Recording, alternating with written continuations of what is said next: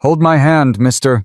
6-year-old Lily Mitchell knelt in the snow, her tiny fingers wrapped around the frozen hand of a dying stranger. His leather vest was covered in ice. His lips were blue. The Hells Angels patch on his back should have terrified her. Instead, she gripped tighter. Her brother Ethan, only 8, pulled at the man's jacket with everything he had. Their mother Sarah stood frozen in the doorway, watching her children try to save a man the whole world feared. Before we continue, where are you watching from today? Drop your city in the comments. We love seeing how far these stories travel. And if you believe in second chances, in the power of family, and in angels who ride motorcycles, hit that subscribe button now. Stay with us until the end. This story will change how you see everything. The blizzard had been screaming for 6 hours straight. Sarah Mitchell stood at the kitchen window, arms wrapped tight around herself, watching the white wall of nothing swallow the world outside. 18 months. That's how long Daniel had been gone. 18 months since the barn fire took him, since she'd learned to sleep alone, since her children stopped asking when Daddy was coming home. "Mama?" She turned. Ethan stood in the doorway, his 8-year-old face too serious for a child. "You should be in bed, sweetheart. I heard something. It's just the wind." "No." He shook his head, stubborn like his father. "Something else. Like a crash. And then someone yelling." Sarah crossed to him, kneeling down to his level. "Ethan, there's nothing out there but snow. Nobody's driving in this. The roads have been closed since noon." "But I heard it, Mama. I did." The lights flickered once, twice, then held.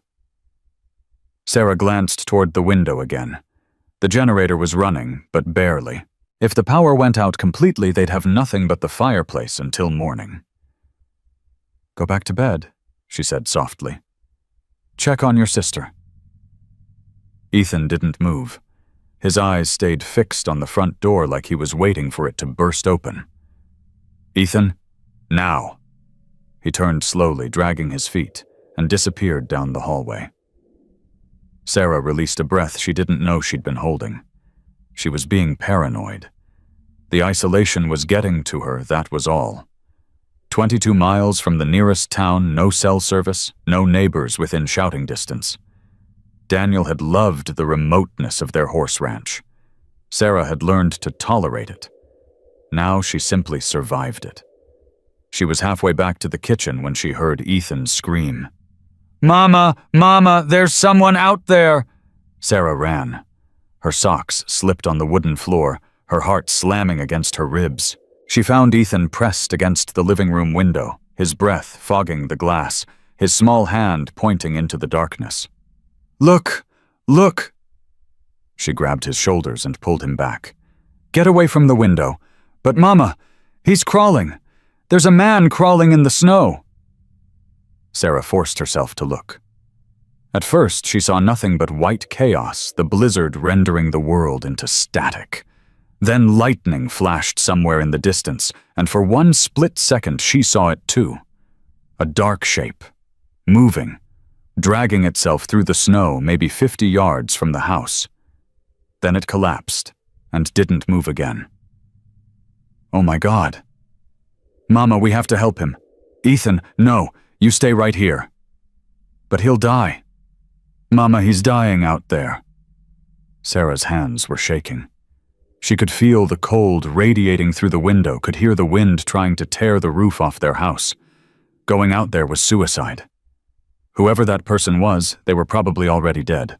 And even if they weren't, please, Mama. Ethan's voice cracked. "Please, Dad would have gone." The words hit her like a physical blow. Daniel would have been out that door before she could blink.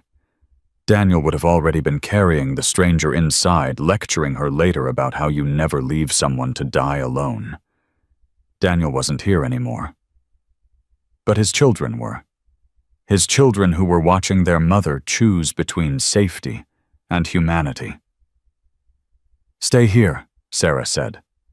"Do not move from this room." She ran for the coat closet, pulling on Daniel's old work jacket, shoving her bare feet into boots. The flashlight was where it always was, hanging by the door. She grabbed it, then hesitated at the threshold. What if it was a trick? What if there were others out there waiting? What if it wasn't? She opened the door, and the wind nearly knocked her backward. Snow hit her face like needles, stealing her breath. She pushed forward, pointing the flashlight into the white void, searching for that dark shape. "Hello!" she screamed. "Can you hear me? Hello? Nothing!" The wind swallowed her voice like it was nothing. She pushed deeper snow already up to her knees. The cold was unimaginable, cutting through Daniel's jacket like it wasn't there. Her fingers were numb before she'd gone 20 feet. Then her flashlight caught something. Leather.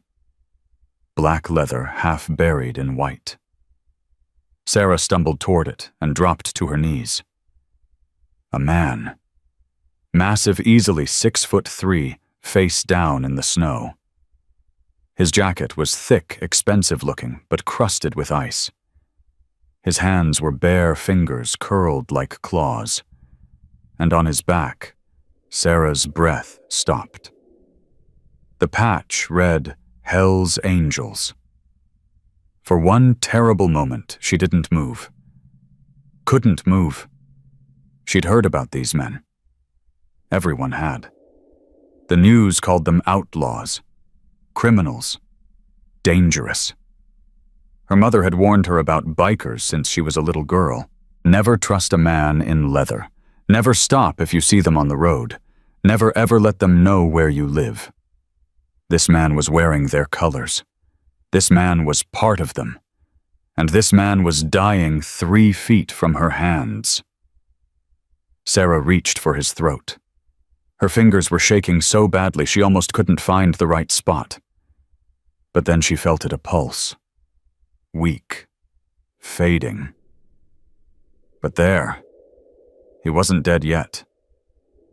She grabbed his shoulder and pulled. The man didn't budge. He had to weigh over 200 pounds, and she was 130, soaking wet. The snow was working against her, trying to bury them both. "Help me!" she screamed into the wind. "Somebody help me! Mama!" She spun around.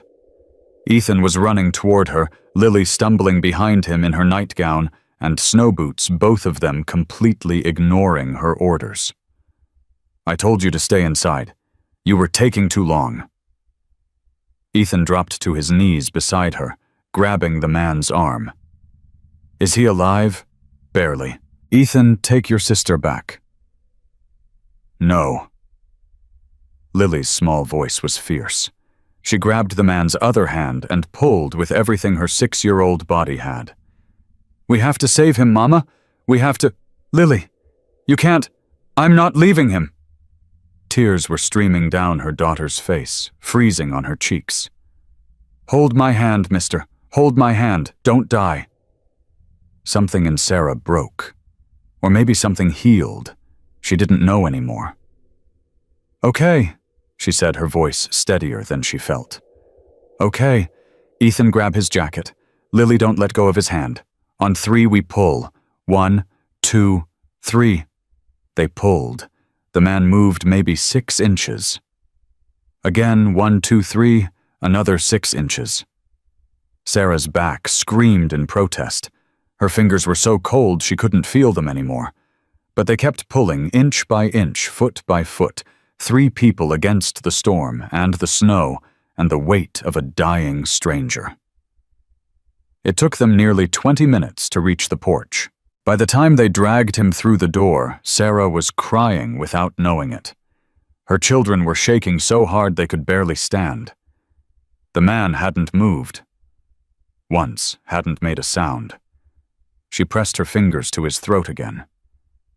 Still there. Weaker, but still there. "Blankets," she gasped. "Ethan, every blanket in the house. Lily, get the fire going higher. More wood! As much as it can take." The children scattered. Sarah knelt beside the stranger and started stripping off his frozen jacket. His shirt underneath was soaked through, cold as ice against her hands. She didn't let herself think about the tattoos. She saw the scars on his knuckles, the patch she'd thrown in the corner. She just worked. Boots off, socks off, shirt off. His skin was gray in places wrong. Frostbite. Maybe hypothermia. Maybe worse. She didn't know. She wasn't a doctor. She was just a widow on a mountain with 2 children and a dying biker on her floor. "Mama, I got blankets." Ethan appeared with an armful that reached over his head. Sarah grabbed them and started wrapping. Layer after layer after layer, trying to trap whatever heat was left in the man's body. "Is he going to die?" Lily asked quietly. She was standing by the fire, her small hands still reaching toward where the man lay. "Not if I can help it." Sarah worked through the night. She boiled water and soaked rags, pressing them against his core to raise his temperature slowly. She rubbed his feet and hands, trying to bring circulation back without causing shock.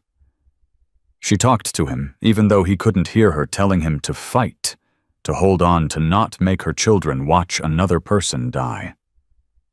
Around 4 a.m, he coughed. It was a terrible sound, wet and ragged, like his lungs were full of broken glass. But it was a sound. It meant he was still alive. Sarah leaned over him. "Can you hear me? You're safe. You're inside. You need to stay still."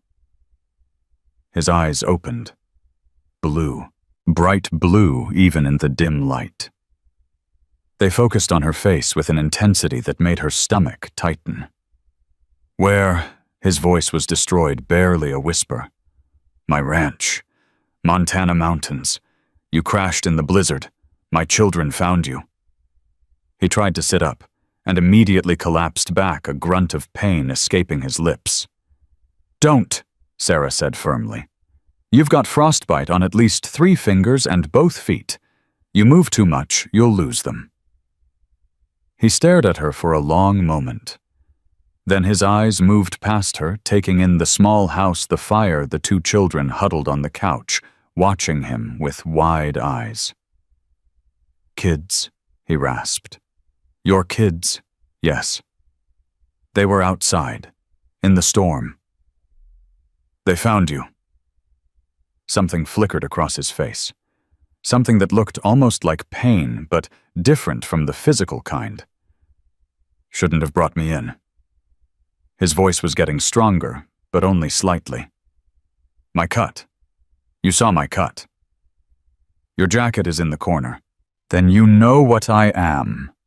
Sarah sat back on her heels. She was exhausted, freezing, terrified, and this man was lying on her floor, telling her she should have left him to die. "What you are," she said slowly, "is alive. That's all that matters right now. Lady, you don't know what— My name is Sarah, and I know exactly what I saw. I saw a human being dying in the snow. My children saw the same thing. We made a choice. You can thank us or not, but don't tell me it was wrong." The man went quiet.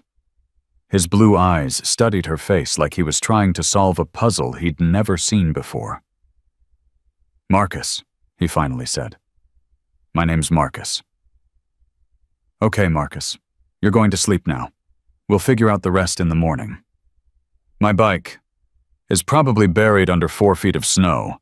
It's not going anywhere, and neither are you." He looked like he wanted to argue, but his body was already giving up the fight. His eyes closed. His breathing steadied, and within moments he was unconscious again. Sarah stayed beside him for another hour, watching his chest rise and fall, making sure he didn't slip away when she wasn't looking. At some point, Lily appeared beside her. The little girl had wrapped herself in one of the blankets and was staring at the stranger on their floor. "Mama, yes, baby. Is he an angel?" Sarah blinked. "What? His jacket said angels. Hell's angels. Does that mean he's an angel from hell?" Despite everything, Sarah almost laughed. "No, sweetheart. It's just a name, a club, like a team." Lily considered this.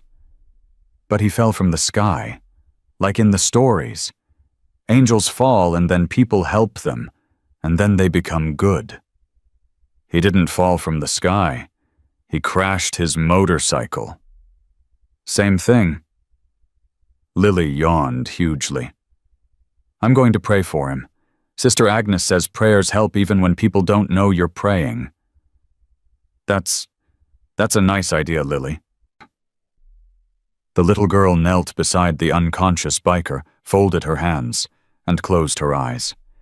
Her lips moved silently for a moment. Then she opened her eyes, leaned forward, and whispered directly into Marcus's ear. "Don't be scared, mister. We're your family now." Sarah's throat tightened.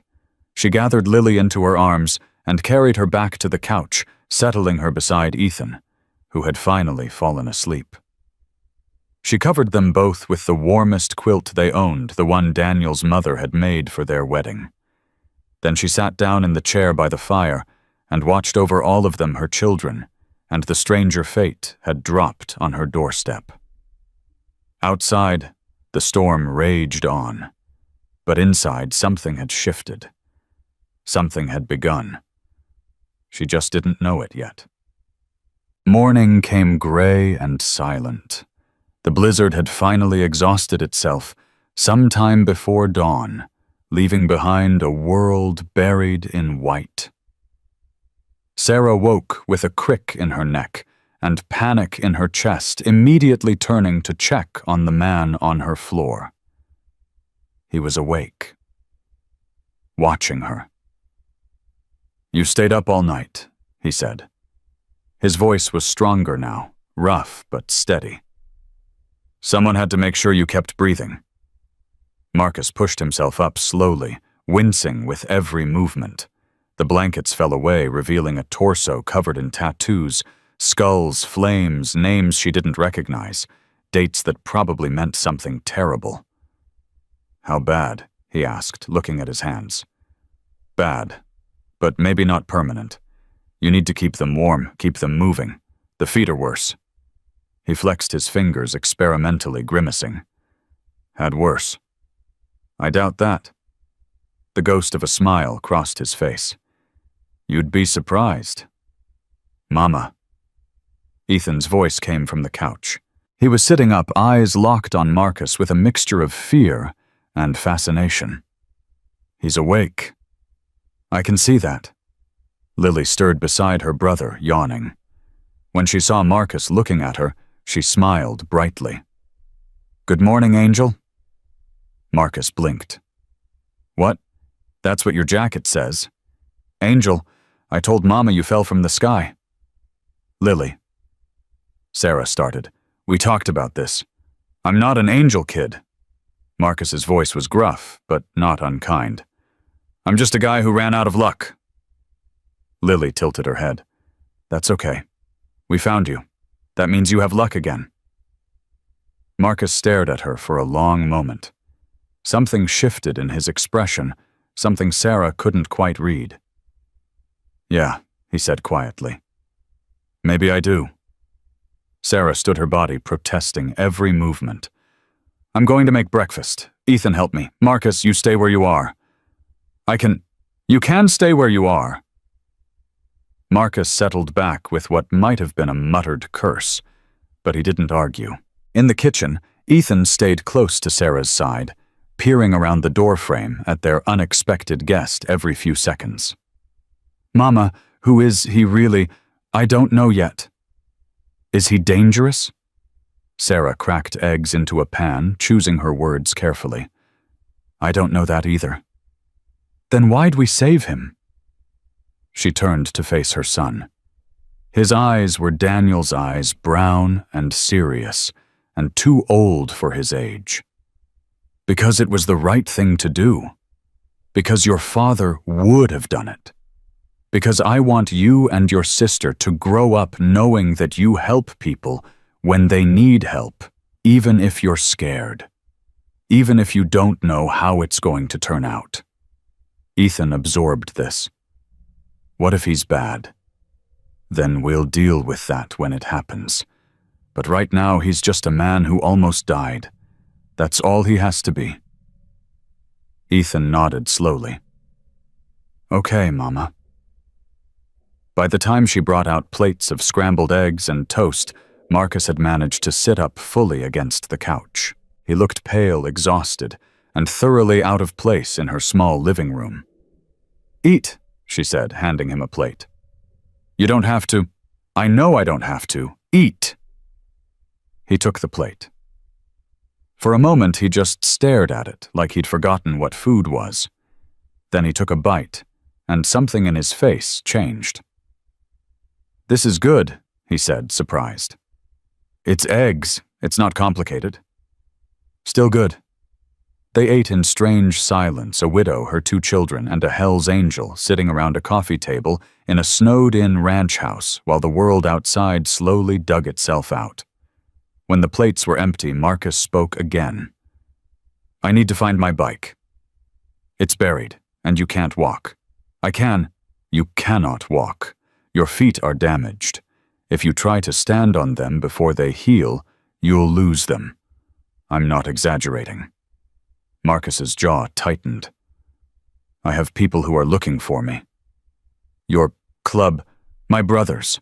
They were ahead of me when the storm hit. They'll double back when they realize I'm not behind them.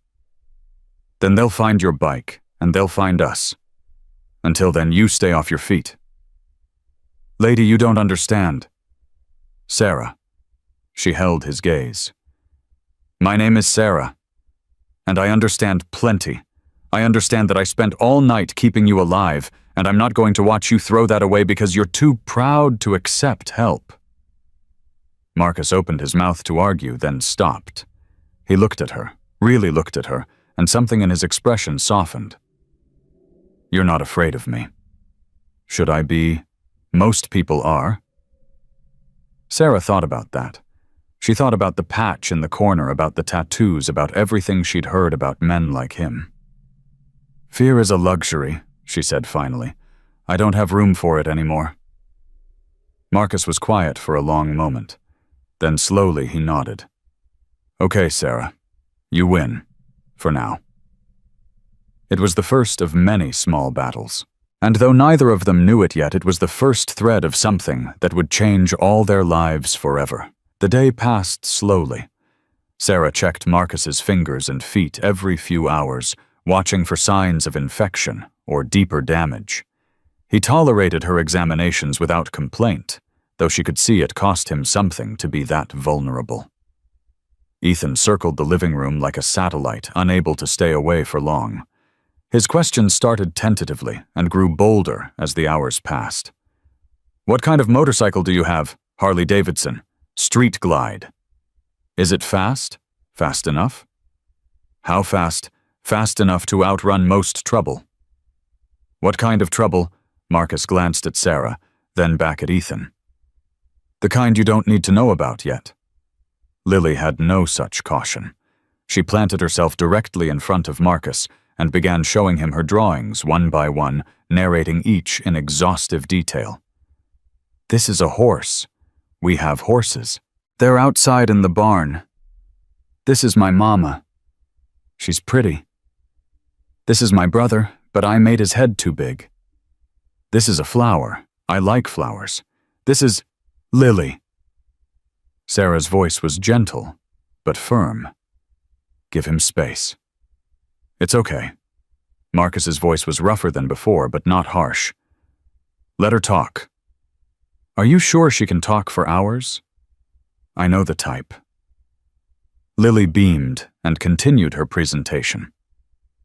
Marcus listened without interrupting his eyes, following each crayon scribble, like it was a masterpiece. That night, after the children were in bed, Sarah found herself sitting across from Marcus in the dim light of the fire. He was staring into the flames, his face unreadable. "You have questions," he said without looking at her. "Plenty. Ask." Sarah considered. There were 100 things she wanted to know: why he was alone in a blizzard, what the Hell's Angels really did, whether she should be afraid after all. But what came out was different. "How long have you been running?" Marcus's eyes finally met hers. "What makes you think I'm running?" "Because I know what running looks like. I've been doing it myself for 18 months. The silence stretched between them. Outside, the wind had started again, gentler now, but still persistent. 10 years, Marcus said finally. Give or take. What happened 10 years ago? His hands tightened on the blanket covering his legs. Had a family, wife, daughter. Accident took them. Drunk driver. Sarah's breath caught. I'm sorry. Everyone's sorry. Doesn't change anything. No, it doesn't. He looked at her differently then. Not like a stranger, like someone who recognized a wound. Your husband, he said. How'd he go? Fire. The barn. He was trying to save the horses. Did they make it, the horses? 3 of them. He got 3 out before the roof collapsed. Marcus nodded slowly. Sounds like a good man. He was. You haven't sold the ranch? No. Why not? Sarah looked around the room, the worn furniture, the family photos on the wall, the children's toys scattered in the corner. Because this is his. Theirs. Because if I sell it, I'm admitting he's really gone. And I'm not ready for that. That's not running, Marcus said quietly. That's holding on. Maybe they're the same thing. No.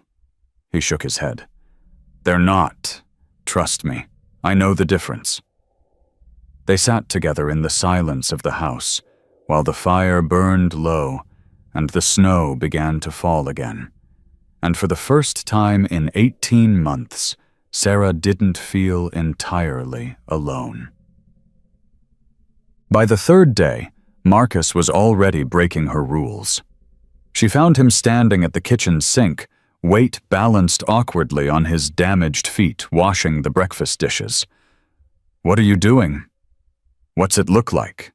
It looks like you're trying to lose your feet. They're fine. They're not fine. Sit down. I've been sitting for 3 days. I'm going crazy. Then go crazy sitting. He turned to face her, and something flashed in his eyes.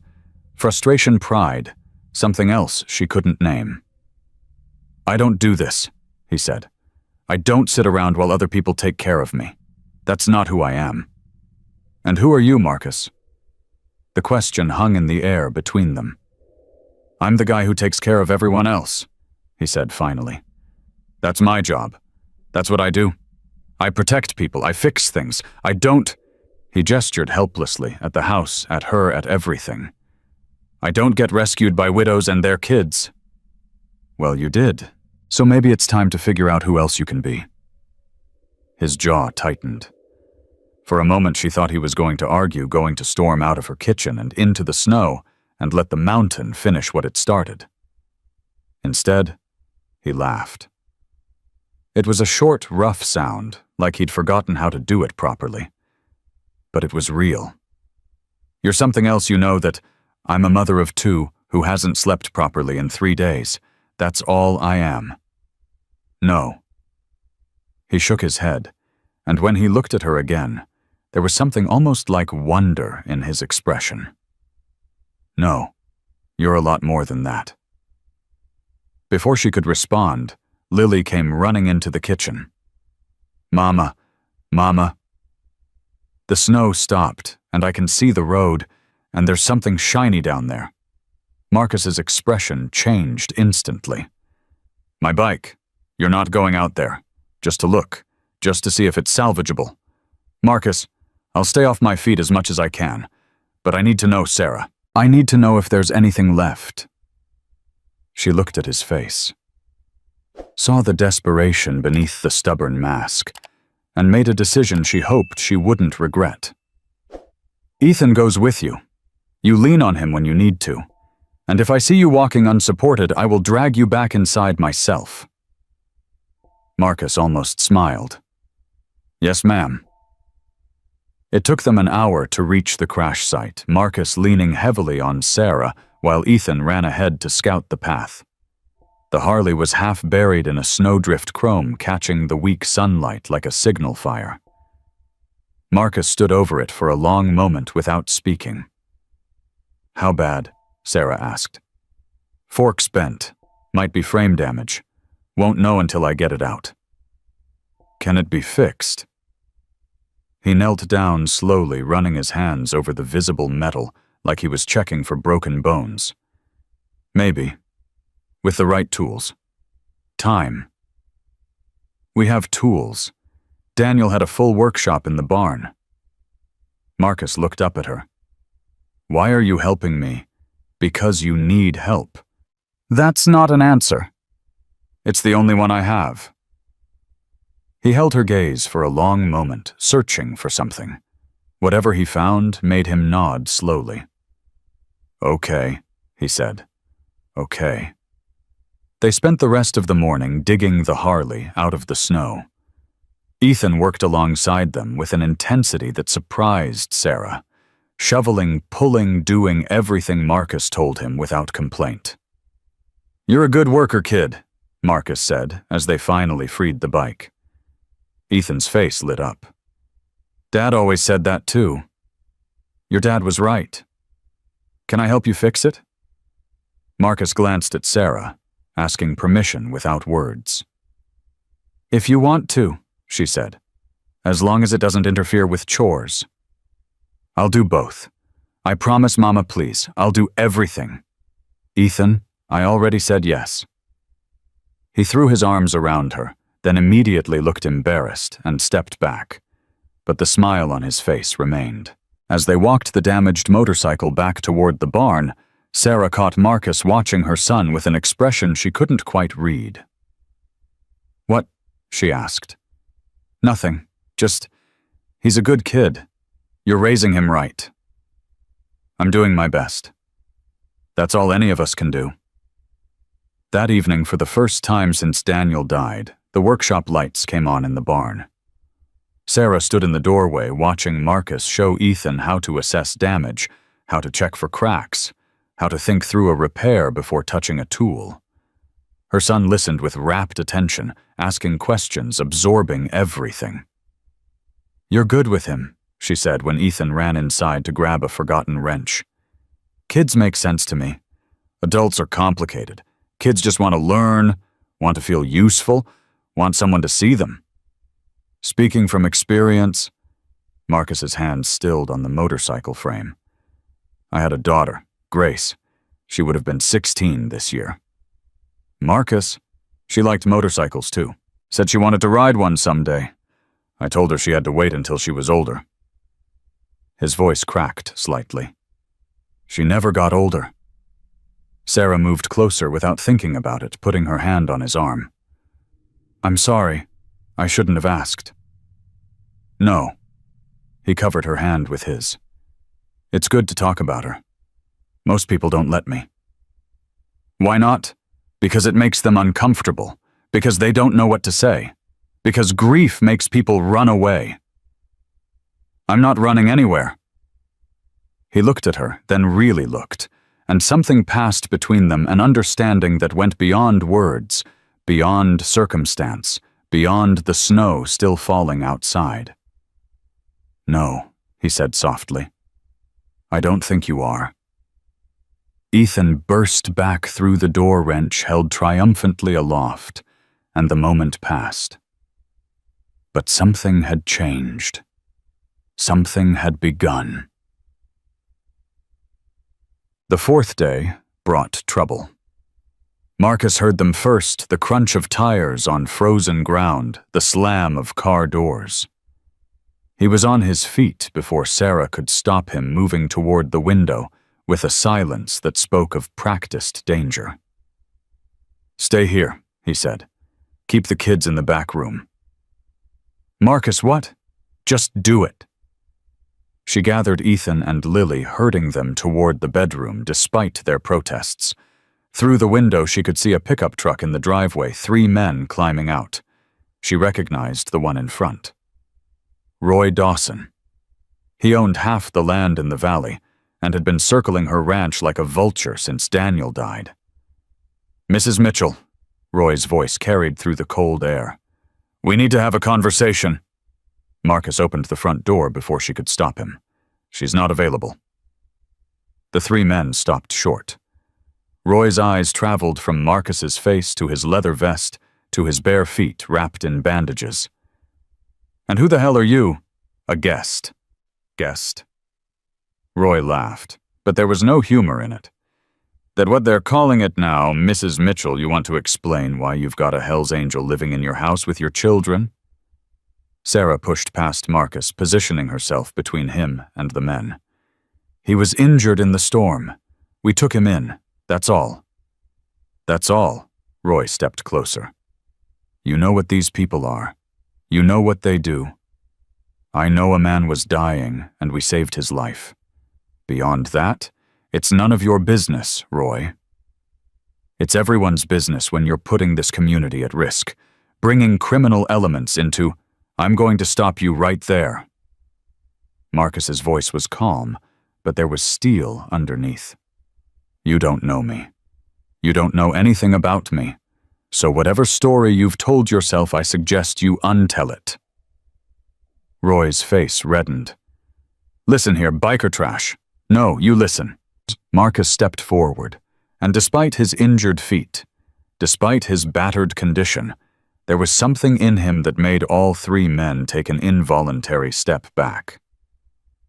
"This woman saved my life. These kids pulled me out of a snowstorm when they could have let me freeze. You want to talk about character, about community? They've shown me more humanity in 4 days than most people show in a lifetime.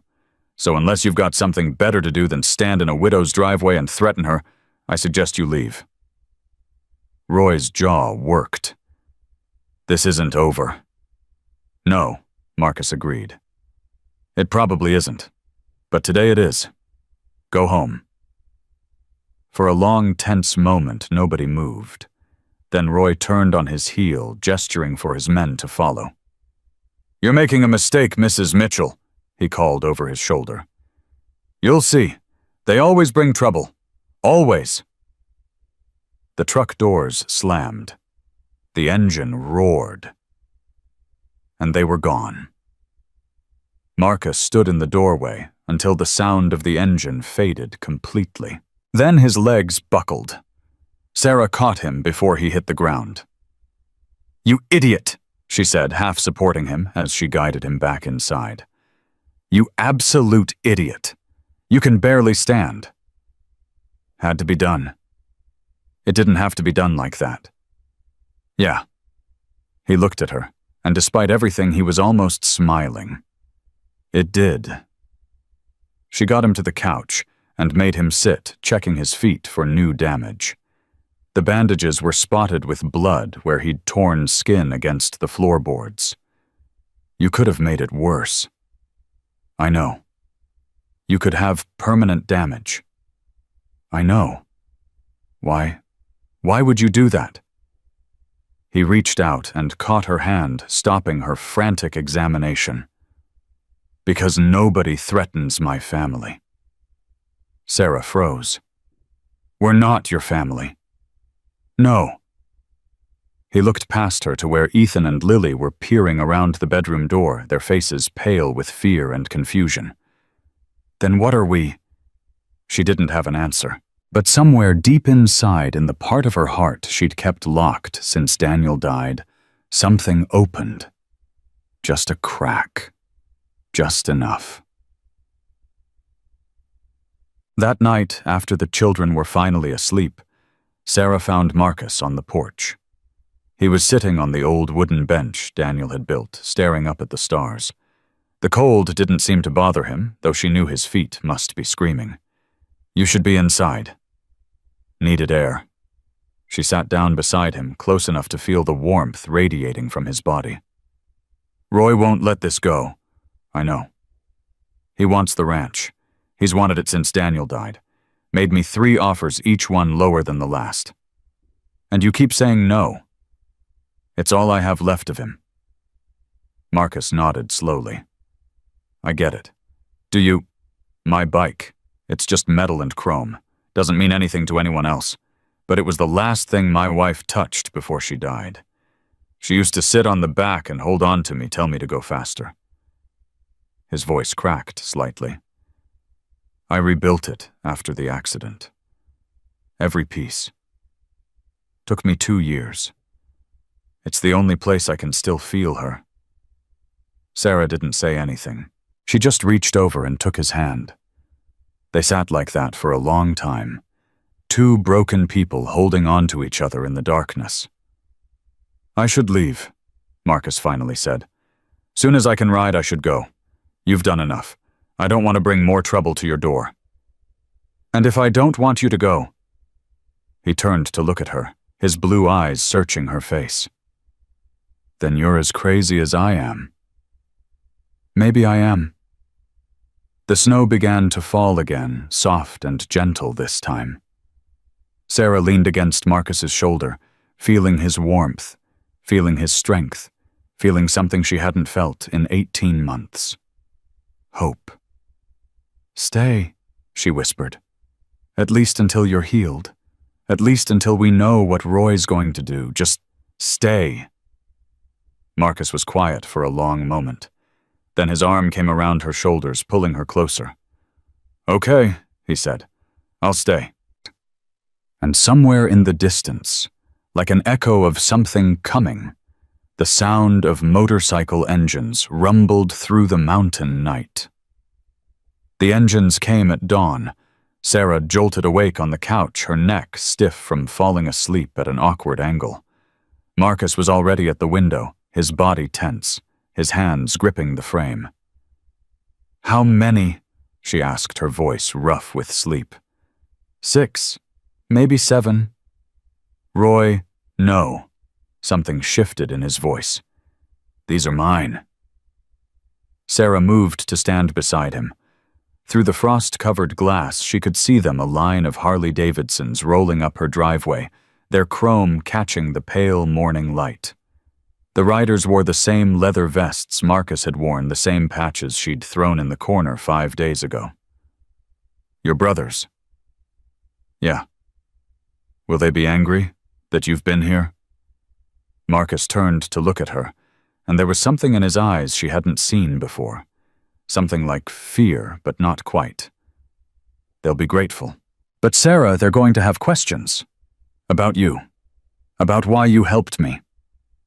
I helped you because you were dying. That's not going to be enough for them. Before she could respond, Ethan came running from the bedroom, Lily stumbling behind him. Mama, there's motorcycles. Lots of them. I know, sweetheart. Stay inside. But I want to see Ethan, inside. The boy stopped reading something in her face that made him grab his sister's hand and pull her back toward the hallway. Marcus opened the front door and stepped onto the porch. Sarah followed her heart, hammering against her ribs. The lead rider dismounted first. He was older than Marcus, his beard gray, his eyes sharp as broken glass. When he saw Marcus standing there bandaged and pale but alive, something cracked in his weathered face. Ghost. His voice was rough with emotion. You son of a bitch. Preacher.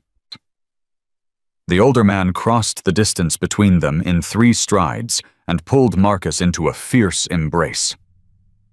The other riders dismounted behind him, forming a semicircle of leather and chrome. 5 days, Preacher said, pulling back to grip Marcus's shoulders. 5 days we've been searching. Found your bike yesterday buried in snow. Thought we were looking for a body. Almost were. Preacher's eyes moved past Marcus to Sarah standing in the doorway, in her worn flannel and yesterday's jeans. This the woman who saved you, her and her kids. Something shifted in Preacher's expression.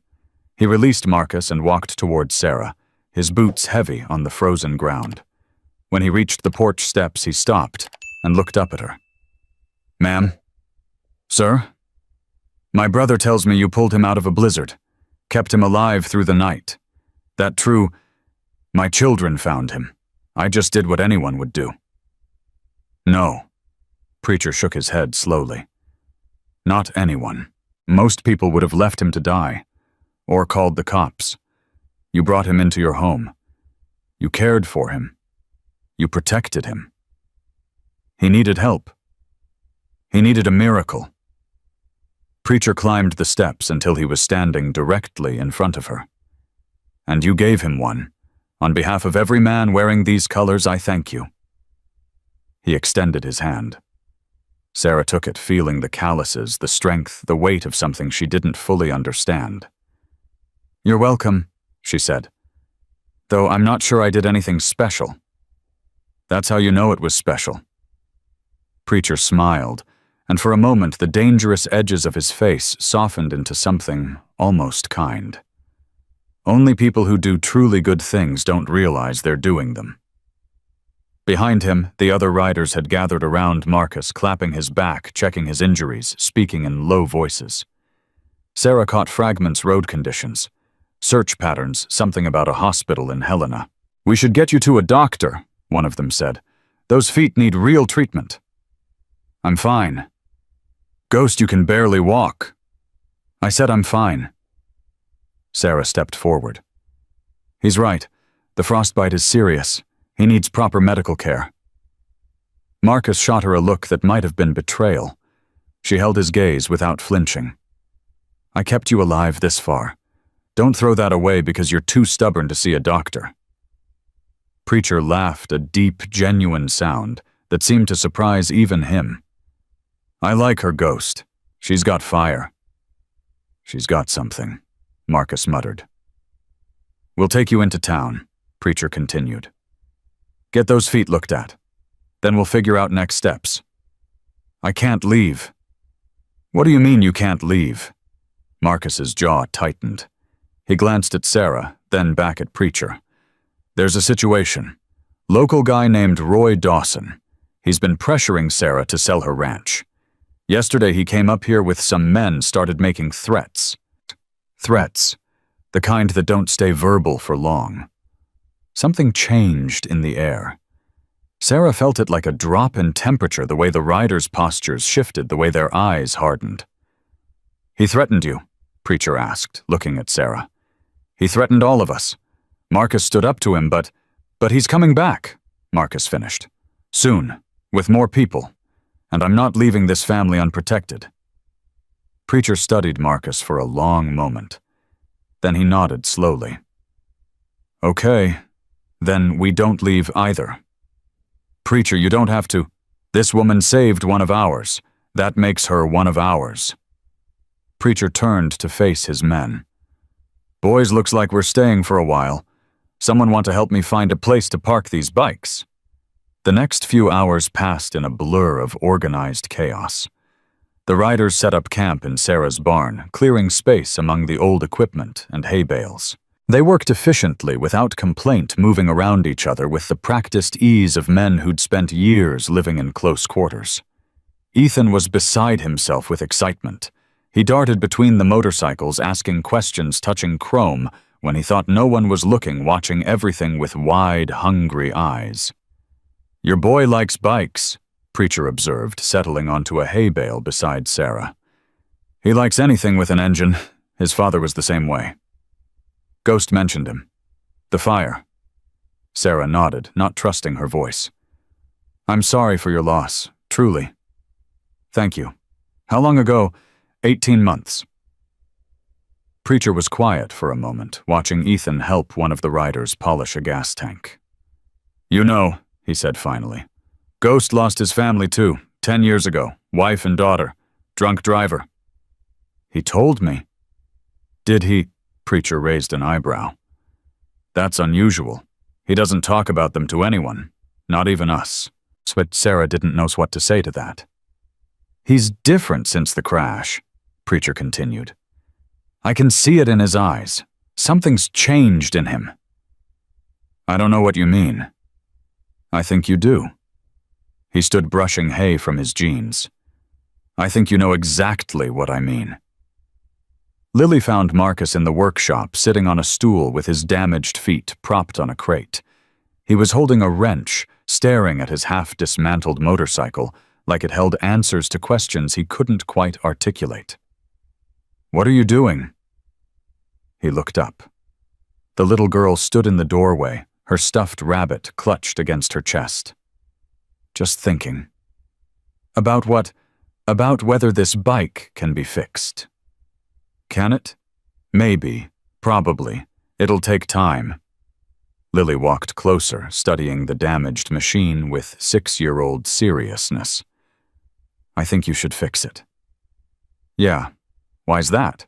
Because Mama says when things are broken you either throw them away or you make them better. And I don't think you should throw it away. Marcus felt something tighten in his chest.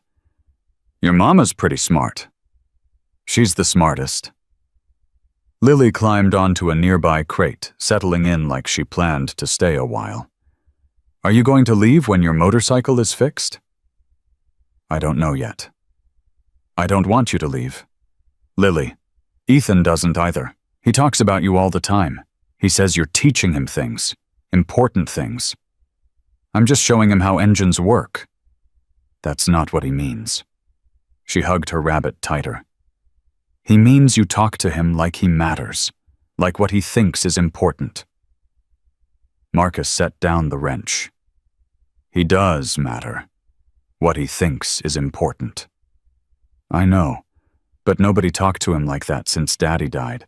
Mama tries, but she's always worried. About money, about the ranch, about us. That's because she loves you. I know. Lily's voice was small, serious. But sometimes love isn't enough. Sometimes you need someone else too. Someone who can help carry stuff. Marcus stared at her, this tiny person who saw things most adults missed. When did you get so smart? Mama says I was born that way. She smiled suddenly, bright as sunlight. Will you stay for dinner? We're having spaghetti. I'll stay for dinner. Good. She hopped off the crate and headed for the door, then paused. Marcus? Yeah. I'm glad you fell off your motorcycle in our snow. I know that sounds mean, but I'm not sorry it happened. Me neither, Lily. Me neither. Dinner that night was chaos in the best possible way. Sarah had somehow stretched a simple spaghetti dinner to feed 9 adults and 2 children, working miracles with pasta and canned sauce, while the riders helped where they could. The kitchen was too small, the table too crowded, and nobody seemed to care. Ethan sat between Marcus and Preacher, pelting both with questions between bites of garlic bread. Lily had claimed the seat on Sarah's other side, carefully twirling pasta around her fork, the way Marcus had shown her. So how long have you been riding? Ethan asked Preacher. Longer than you've been alive, son. Longer than your mother's been alive. That's old. Ethan, Sarah's voice was sharp with embarrassment. Preacher just laughed. Kid's got a point. I am old, but the road keeps you young. Always something new around the next bend. What's the farthest you've ever ridden? Alaska to Key West. Took me 3 months. Why'd you do that? Because someone told me I couldn't. Ethan's eyes went wide. That's the best reason ever. After dinner, as Sarah washed dishes and the riders filtered out to check their bikes, Marcus stayed behind. He stood at the counter drying plates in silence, his presence warm and solid beside her. You didn't have to help, she said. Neither did you. Seems like we're even. I don't think we're even at all. He set down the towel and turned to face her. Sarah. Marcus. I need to tell you something. Her hands stilled in the soapy water. What? Preacher wants me to go with them when they leave. He says there's club business that needs handling. Important stuff. So go. I don't want to. The words hung between them, heavy with meaning. Why not? Because for the first time in 10 years, I don't want to be on the road. He stepped closer. Because every time I think about leaving, I think about your face. Your kids' faces. This house that's held together by nothing but stubbornness and love. Marcus, I'm not saying forever. I'm not saying anything except that I want to stay. For now, if you'll have me. Sarah looked at him, this broken man who'd fallen into her life like a meteor who'd turned everything upside down in less than a week. She thought about Daniel, about the promises she'd made at his grave, about the loneliness that had been her constant companion for 18 months. I'll have you, she said quietly. For now. Marcus exhaled like he'd been holding his breath for a decade. Thank you. Don't thank me yet. Ethan's going to work you half to death with questions about motorcycles. I can handle it. And Lily's going to adopt you whether you like it or not. I like it. And Roy Dawson is going to come back, with more men, with worse intentions. I know. And you're still staying. Marcus reached out and took her hand, his fingers warm against her skin. I'm still staying. Roy came back 3 days later, not with pickup trucks, this time with a convoy. 4 vehicles, a dozen men, and the sheriff's deputy riding alongside like this was official business. Sarah saw them coming from the kitchen window. Her stomach dropped. Marcus. He was beside her in seconds, Preacher appearing a moment later. Through the glass, they watched the vehicles roll up the driveway and stop in formation. That's more than last time, Preacher said grimly. He brought the law. The law doesn't scare me. Marcus was already moving toward the door. Stay here. Like hell I will. Sarah, this is my ranch, my home. I'm not hiding while you fight my battles. Something flickered in his eyes. Frustration, admiration, fear. All 3, maybe. Then stay behind me, please. They walked out together, Preacher, and 4 other riders flanking them. The morning air was bitter cold, carrying the smell of exhaust and trouble. Roy climbed out of his truck first, his face smug with triumph. Deputy Miller followed, hand resting on his belt like he expected violence. Mrs. Mitchell, Roy called out. I see you've expanded your guest list. What do you want, Roy? Same thing I always wanted, to help you out of a bad situation. He gestured at the bikers. Look at yourself. Look at what you've let happen to your family. Your husband would be rolling in his grave. Don't you dare talk about my husband. Someone has to. Someone has to tell you that you've lost your mind bringing these criminals into your home around your children. They're not criminals. Sarah's voice was steady, but her hands were shaking. They're guests. Guests who need to leave. Deputy Miller stepped forward. Ma'am, we've received complaints about disturbances, noise, suspicious activity. I'm going to have to ask these gentlemen to move along. Preacher spoke before Marcus could. On what grounds, Deputy? I don't need grounds. This is a safety issue. Safety. Preacher's voice was calm, dangerous. The only safety issue I see is a dozen armed men showing up uninvited on a widow's property. Now listen here. No, you listen. Marcus stepped forward, and something in his posture made the deputy's hand move closer to his weapon. This woman took me in when I was dying. She saved my life. Her children saved my life. We are here because we owe her a debt that can never be repaid. We are not leaving until we know she's safe. Roy's face had gone red. This is exactly what I'm talking about. These thugs think they can just... We're not thugs. Preacher's voice cut through the air like a blade. We're a family, and you've threatened one of ours. She's not one of yours. She is now. The silence that followed was thick enough to choke on. Deputy Miller's hand was shaking slightly. He was young, Sarah realized.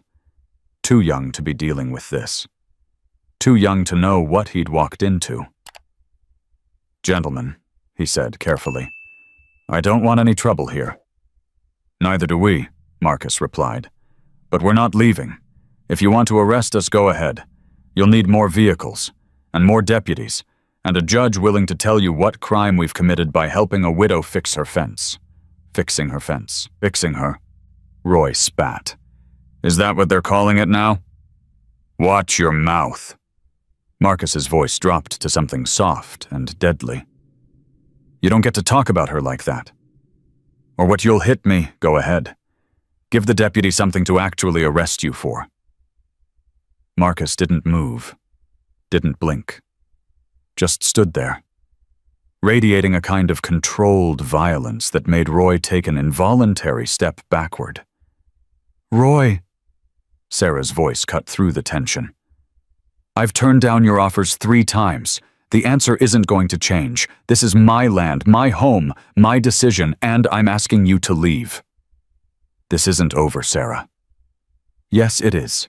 It's been over since Daniel died, and you came to my door before his body was even cold, talking about what a burden this ranch must be."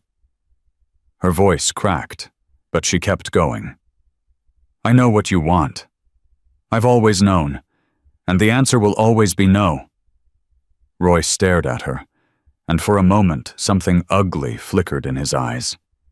Then he smiled cold and thin. "Fine. Have it your way. But when these animals destroy everything you love, don't come crying to me." He turned and walked back to his truck. One by one, his men followed. Deputy Miller lingered, looking uncertain. "Ma'am," he said quietly. "If you need help." "I have help," Sarah replied. "But thank you." He nodded once and followed Roy's convoy down the driveway. Sarah stood there until the sound of engines faded to nothing. Then her knees buckled. Marcus caught her before she hit the ground. "Easy. I've got you." "I thought they were going to—" "They weren't. They were never going to. Men like Roy are bullies. They only fight when they know they'll win." "And he didn't think he'd win." Marcus smiled grimly. "Not against us." Preacher approached his expression thoughtful. "That deputy's going to be a problem." "Maybe. Might be worth having a conversation with the sheriff himself. Explain our side of things." "You think that'll help?" "Can't hurt." He looked at Sarah, still shaking in Marcus's arms. "She gonna be okay. She's tougher than she looks." "I can see that." Preacher paused. "You know we can't stay forever, Ghost. The club has business, obligations." "I know. But maybe a few more days wouldn't hurt, just until things settle." "Thanks, Preach." "Don't thank me." The older man's eyes moved between Marcus and Sarah, seeing something neither of them had acknowledged yet. "Something tells me you're exactly where you're supposed to be." That night, after the children were asleep and the riders had settled in the barn, Sarah found Marcus sitting by the fire. "Can't sleep. Haven't slept well in 10 years. He shifted to make room for her on the worn couch. "Don't suppose that's going to change anytime soon." She sat beside him close enough that their shoulders touched. "Thank you. For today. For standing up for me." "Don't thank me. I should be thanking you. You didn't back down from Roy. Most people would have. Most people didn't watch their husband die and learn that fear is just a feeling you can choose to ignore." Marcus turned to look at her. In the firelight, her face was soft, beautiful, marked by grief and strength in equal measure. "You're something else, Sarah Mitchell. You keep saying that. Because it keeps being true." She leaned her head against his shoulder, exhaustion finally catching up with her. "Tell me about your wife." "What? Your wife. Tell me about her. You know everything about Daniel. I want to know about her." Marcus was quiet for a long moment. When he spoke, his voice was rough. "Her name was Elena. We met when I was 22. She was working at a diner in Tucson, and I came in looking for coffee and directions. Left 6 hours later with her phone number. Love at first sight? More like stubborn determination. She wasn't interested in a biker. Took me 3 months to convince her to go on a date. Another year to convince her to marry me. But she did. She did. And then Grace came along, and everything changed. I thought I knew what love was before. I had no idea. What was Grace like? Marcus's breath caught. Perfect. She was perfect, 6 years old when she died. Same age as Lily. Sarah's hand found his in the darkness. She sounds amazing. She was. They both were. He paused. I've spent 10 years running from their memory. Thought if I kept moving, the pain would eventually stop. Did it? No. Just got quieter. Far away like a radio in another room. He squeezed her hand. But being here with you with your kids, it's like someone turned the volume back up. And instead of hurting, it just feels right. Marcus, I'm not asking for anything. I just want you to know. This place, your family, it's woken something up in me I thought was dead. She lifted her head to look at him. His eyes were wet, his face vulnerable in a way she'd never seen. Maybe that's what healing looks like, she said softly. Maybe it's not about forgetting. Maybe it's about letting yourself feel again. Is that what you've done? No. She was honest in her grief. But maybe I'm starting to. They sat together in the silence, two broken people letting themselves hope for the first time in longer than either could remember. And somewhere in the back of the house, unseen and unheard, Ethan stood in the hallway, watching his mother lean against the stranger who had crashed into their lives. He thought about his father, about the empty space he'd left behind, about how loud the silence had been since he died. And for the first time, Ethan wondered if maybe, just maybe, silence wasn't supposed to last forever. Ethan didn't sleep that night. He lay in his bed staring at the ceiling, replaying the image of his mother's head resting on Marcus's shoulder. Something twisted in his chest. Not anger exactly, but something close. Something that felt like betrayal. His father had been dead for 18 months. 18 months. And now there was this stranger in their house, this biker with tattoos and scars, and his mother was leaning on him like he belonged there, like he was family. Ethan rolled onto his side and squeezed his eyes shut. He thought about his dad, about the way he used to smell like sawdust and coffee, about the sound of his laugh, deep and warm, filling up the whole house, about the last morning when he'd ruffled Ethan's hair and said he'd be back for dinner. He never came back. And now Marcus was here, taking up space, filling silence, making his mother smile in ways she hadn't smiled since the fire. It wasn't fair. None of it was fair. Morning came gray and cold.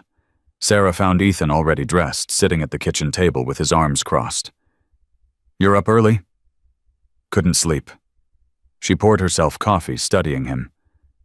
"Everything okay?" "Fine." "Ethan." I said I'm fine. She sat down across from him, her eyes soft with concern. "Talk to me." "There's nothing to talk about." "There's clearly something. Why was Marcus holding your hand last night?" The question hung in the air like smoke. Sarah set down her cup slowly. "You saw that. I saw you leaning on him, like he's dad or something." "Ethan, he's not. I know he's not dad. Dad's dead." The words came out sharp, jagged. "Dad's dead, and now there's some stranger living in our house and you're holding his hand and everyone's acting like it's normal." "Sweetheart, don't." Ethan pushed back from the table, his chair scraping against the floor. "Just don't." He was out the door before she could stop him, running toward the barn, toward the cold, toward anywhere that wasn't here. Sarah sat alone in the kitchen, her coffee growing cold, her heart breaking all over again. Marcus found Ethan an hour later. The boy was sitting behind the barn, knees pulled to his chest, face red from crying and cold. He didn't look up when Marcus approached. "Your mom's worried." "I don't care." "Yeah, you do." Marcus lowered himself to the frozen ground, wincing as his damaged feet protested. "That's the problem. You care too much. What do you know about it? More than you think." Ethan finally looked at him. His eyes were swollen, furious young. "You're not my dad." "I know. You're never going to be my dad." "I know that too." "Then why are you still here?" Marcus was quiet for a moment. When he spoke, his voice was rough. "When I was your age, my father left. Just walked out one day and never came back. No explanation. No goodbye. I spent years being angry at every man who tried to be nice to my mother. Thought they were all trying to replace him. This isn't the same. No, it's worse. Your dad didn't leave. He died trying to save something he loved. That's not abandonment, Ethan. That's sacrifice. There's a difference." Ethan's jaw trembled. "Then why does it feel the same?" "Because loss is loss. Doesn't matter how it happens. It still tears you apart." They sat in silence, the cold seeping through their clothes, the wind cutting across the open field. "I don't want to forget him," Ethan whispered finally. "Everyone keeps saying it gets easier, but I don't want it to get easier. I want to remember how much it hurts." "You will. Trust me. You'll never forget." "How do you know?" Marcus reached into his pocket and pulled out a worn photograph. He handed it to Ethan without a word. The boy looked at it. A woman with dark hair and a smile that lit up the frame. A little girl, maybe 5 or 6, sitting on her lap, both of them laughing at something outside the camera's view. "Who are they? My wife? Elena? My daughter? Grace?" Ethan looked up, confusion crossing his face. "You have a family. Had. They died 10 years ago. Car accident." The boy stared at him, something shifting behind his eyes. "I'm sorry." "Me too." Marcus took the photograph back, his fingers lingering on the worn edges. "I carry this with me everywhere. Every day. Because I don't want to forget either. And you know what I've learned? What remembering doesn't mean you can't let other people in. Your dad loved you. That love doesn't disappear just because he's gone. And it doesn't get smaller if you love someone else. Love doesn't work that way. Then how does it work? It grows. The more you give, the more you have. Your dad would want you to be happy, Ethan. He'd want your mom to be happy. He wouldn't want you sitting behind a barn in the cold, hating yourself for feeling something." Ethan wiped his face with his sleeve. "I don't hate myself." "No. Then what do you call it?" The boy was quiet for a long time. When he spoke, his voice was small. "Scared. I'm scared." "Of what?" "That if I let you in, I'll forget him. That if Mom loves someone else, it means she stopped loving Dad. That everything's going to change and I won't be able to stop it." Marcus put his hand on the boy's shoulder. "Change is coming whether you want it or not. That's just how life works. But here's the thing, you get to decide what kind of change it is. You can let it make you bitter, or you can let it make you stronger. Your dad made a choice the night he died. He chose to save something instead of running away. What choice are you going to make?" Ethan looked at the barn, then back at Marcus. "I don't know yet." "That's okay. You've got time to figure it out." Marcus stood, offering his hand. "But right now your mom's inside crying because she thinks she's losing you. Maybe start by letting her know that's not true." Ethan hesitated. Then he took Marcus's hand and let himself be pulled to his feet. They walked back to the house together, not speaking, but something between them had shifted. Something had begun to heal. Sarah was standing at the window when they came through the door. Her eyes were red, her hands trembling. When she saw Ethan, she started to speak, but he crossed the room and wrapped his arms around her before she could get a word out. "I'm sorry, Mama." "Oh, sweetheart." She held him tight, her tears falling into his hair. "I'm sorry, too. I should have talked to you. I should have explained. You don't have to explain." He pulled back, looking at her with eyes that seemed older than they'd been an hour ago. "Dad's gone, but we're still here. And maybe that means we get to decide what happens next." Sarah cupped his face in her hands. "When did you get so wise?" "I had help." He glanced at Marcus, standing quietly by the door. "Maybe you should talk to him. Really talk. I'll watch Lily." He disappeared down the hallway before she could respond. Marcus and Sarah stood in the kitchen. The silence between them different than before. Charged. Expectant. "He's a good kid," Marcus said finally. "He's hurting. He's healing. There's a difference." Sarah moved to the counter, needing something to do with her hands. She started making coffee, even though she didn't want any. "What did you say to him?" "The truth. About Elena. About Grace. About how grief doesn't have to be a wall. It can be a door." "You told him about your family. He needed to know he wasn't alone." She turned to face him, her eyes searching his face. "Why are you really here, Marcus? The truth." "I told you the truth. Your kids saved my life. I owe you—" "No, that's not what I mean." She stepped closer. "You could have left days ago. Your brothers offered to take you. You said no. Why?" Marcus was quiet for a long moment. When he spoke, his voice was barely above a whisper. "Because when I'm here with you with your kids, I don't feel like a ghost anymore. Marcus, I've been dead for 10 years, Sarah, walking around breathing, riding, but dead inside.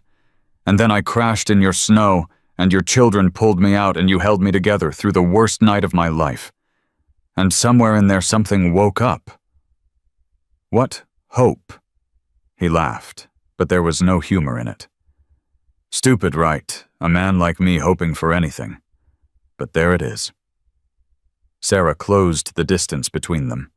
She reached up and touched his face, feeling the stubble, the warmth, the realness of him.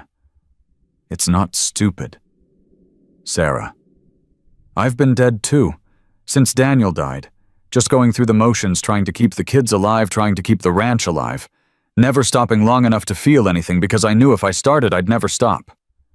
And now you're here, and I'm feeling things I haven't felt in 18 months, and it terrifies me. Why? Because everyone I love leaves, one way or another. They always leave." Marcus took her hand, pressing it against his chest. She could feel his heart beating strong and steady. "I'm not leaving," he said. "Not unless you tell me to." "You can't promise that." "No, but I can promise to try. I can promise that every day I'm here, I'll fight to stay. That's more than I've promised anyone in 10 years. She looked at him, this broken man who'd fallen into her life, who'd made her children laugh again, who'd made her feel again. "Okay," she whispered. "Stay." Yeah. He pulled her close, wrapping his arms around her, holding her like she might disappear. And for the first time in 18 months, Sarah let herself be held. The peace lasted exactly 3 days. On the morning of the 4th day, Preacher burst into the house without knocking. "We've got a problem." Marcus was on his feet instantly. "What kind?" "The kind that drives a pickup truck and carries gasoline cans." Preacher's face was grim. "One of my boys spotted Roy, and 6 others heading up the mountain. They're not coming to talk this time." Sarah's blood went cold. "The children, get them somewhere safe, now!" She ran for the bedroom, her heart hammering. Ethan and Lily were playing on the floor, oblivious to the danger approaching. kids, I need you to come with me, right now." "Mama, what's wrong?" Lily's face was already pale with fear. "Nothing, sweetheart. I just need you to stay in the storm cellar for a little while. It's going to be like a game, okay? I don't want to play a game." Ethan's voice was steady, but his eyes were scared. "I want to help. The best way you can help is by keeping your sister safe. Can you do that for me?" He hesitated, then nodded. "Yes, Mama." She hugged them both, fierce and quick, then led them to the cellar beneath the kitchen floor. The space was cramped, musty, filled with canned goods and old blankets. "Stay here until I come for you, no matter what you hear. Promise me." "We promise," Ethan said. "I love you. Both of you." She closed the door and slid the heavy table over it, her hands shaking. When she returned to the living room, Marcus and Preacher were coordinating with the other riders. 7 men, all armed, all wearing expressions that said they'd been in situations like this before. "You should go to the cellar with your kids," Marcus said when he saw her. "This is my home. I'm not hiding." "Sarah, no." Her voice was steel. "They want to burn my ranch, they can try, but they'll have to go through me first." Marcus looked at Preacher. The older man shrugged. "I like her," he said simply. "Let her fight." The trucks appeared 5 minutes later. Roy stepped out first, his face twisted with rage. Behind him, his men carried not just gasoline cans, but bats' chains, makeshift weapons forged from hate and desperation. "Last chance, Sarah!" he shouted. "Send those bikers packing, and we leave you alone." Sarah stepped onto the porch, Marcus and Preacher flanking her. "You're on my property, Roy, for the last time. Leave now, and this ends. Stay, and I'm pressing charges." "Charges?" Roy laughed. "Who's going to arrest me? Deputy Miller is my cousin. Sheriff owes me money. You've got nothing." "She's got us." Marcus stepped forward. "And we don't need badges." Roy's face darkened. "You think I'm scared of you? I think you're stupid if you're not." The tension stretched to breaking point. Sarah could feel it in the air, thick and suffocating. Then Roy gave a signal, and his men began to move. What happened next was chaos. The first man swung a bat at Preacher's head. The old man ducked, caught the weapon mid-swing, and disarmed his attacker in one fluid motion. The bat clattered to the ground, and Preacher's fist connected with the man's jaw, dropping him instantly. Marcus moved like water flowing between attackers, deflecting blows, striking with precision. He didn't fight to hurt, he fought to disable, to protect, to end things as quickly as possible. Sarah grabbed a shovel from beside the door and swung it at a man rushing toward the house with a gasoline can. The metal connected with his shoulder, spinning him around. The can fell liquid, splashing across the frozen ground. "Stay away from my home." Around her, the riders fought with brutal efficiency. These weren't street brawlers. They were men who'd spent decades protecting each other, who moved as one who knew exactly how to neutralize threats without crossing lines. Within minutes, it was over. Roy's men lay scattered across the driveway, groaning, bleeding, defeated. Roy himself was on his knees, Marcus's hand gripping the back of his neck. "Listen carefully," Marcus said, his voice cold as the wind. "You're done. This ranch is done being your target. If I ever see you near this property again, near Sarah or her children, I won't stop with your men. I'll come for everything you have. Your business, your reputation, your life. Do you understand?" Roy spat blood. "You can't threaten me." Marcus tightened his grip. "I'm not threatening. I'm promising. And unlike you, I keep my promises. Let him go." Everyone turned. Sheriff Dan Mitchell stood at the edge of the driveway, his cruiser's lights flashing behind him. He looked older than Sarah remembered, wearier, but his voice carried authority. "I said let him go." Marcus released Roy, stepping back with his hands visible. "Sheriff," Preacher said carefully, "this man came onto private property with weapons and gasoline. He intended to burn this woman's home. I can see that. The sheriff surveyed the scene, the unconscious men, the spilled gasoline, the weapons scattered across the ground. His eyes settled on Roy. Roy Dawson, I always knew you were ambitious. Didn't know you were stupid. Dan, these bikers attacked us. These bikers defended a widow and her children from an armed mob. The sheriff's voice was hard. I've been watching you circle this ranch for 18 months, Roy. Everyone has. We just couldn't prove anything. But this, he gestured at the chaos. This I can prove. You can't arrest me. Your election is already lost if I let a man burn down a family's home. Sheriff Mitchell pulled out his handcuffs. Roy Dawson, you're under arrest for trespassing, attempted arson, and assault. You have the right to remain silent. As the sheriff secured Roy and called for backup, Sarah felt her legs begin to shake. The adrenaline was fading, reality crashing in. Marcus was beside her instantly. You okay? No. She was honest. But I will be. That was brave. The shovel. That was survival. He smiled, the first real smile she'd seen from him. Same thing. The children emerged from the cellar an hour later, after the police had taken Roy and his men away, after the reporters had come and gone, after the neighbors who'd been too afraid to help had finally shown up with apologies and casseroles. Lily ran to Marcus without hesitation, throwing her arms around his legs. You saved us. We all saved each other, he said, lifting her up. Ethan approached more slowly, his eyes moving from Marcus to Sarah to the lingering traces of violence in the driveway. Is it over? It's over. Sarah confirmed. Roy's going to prison.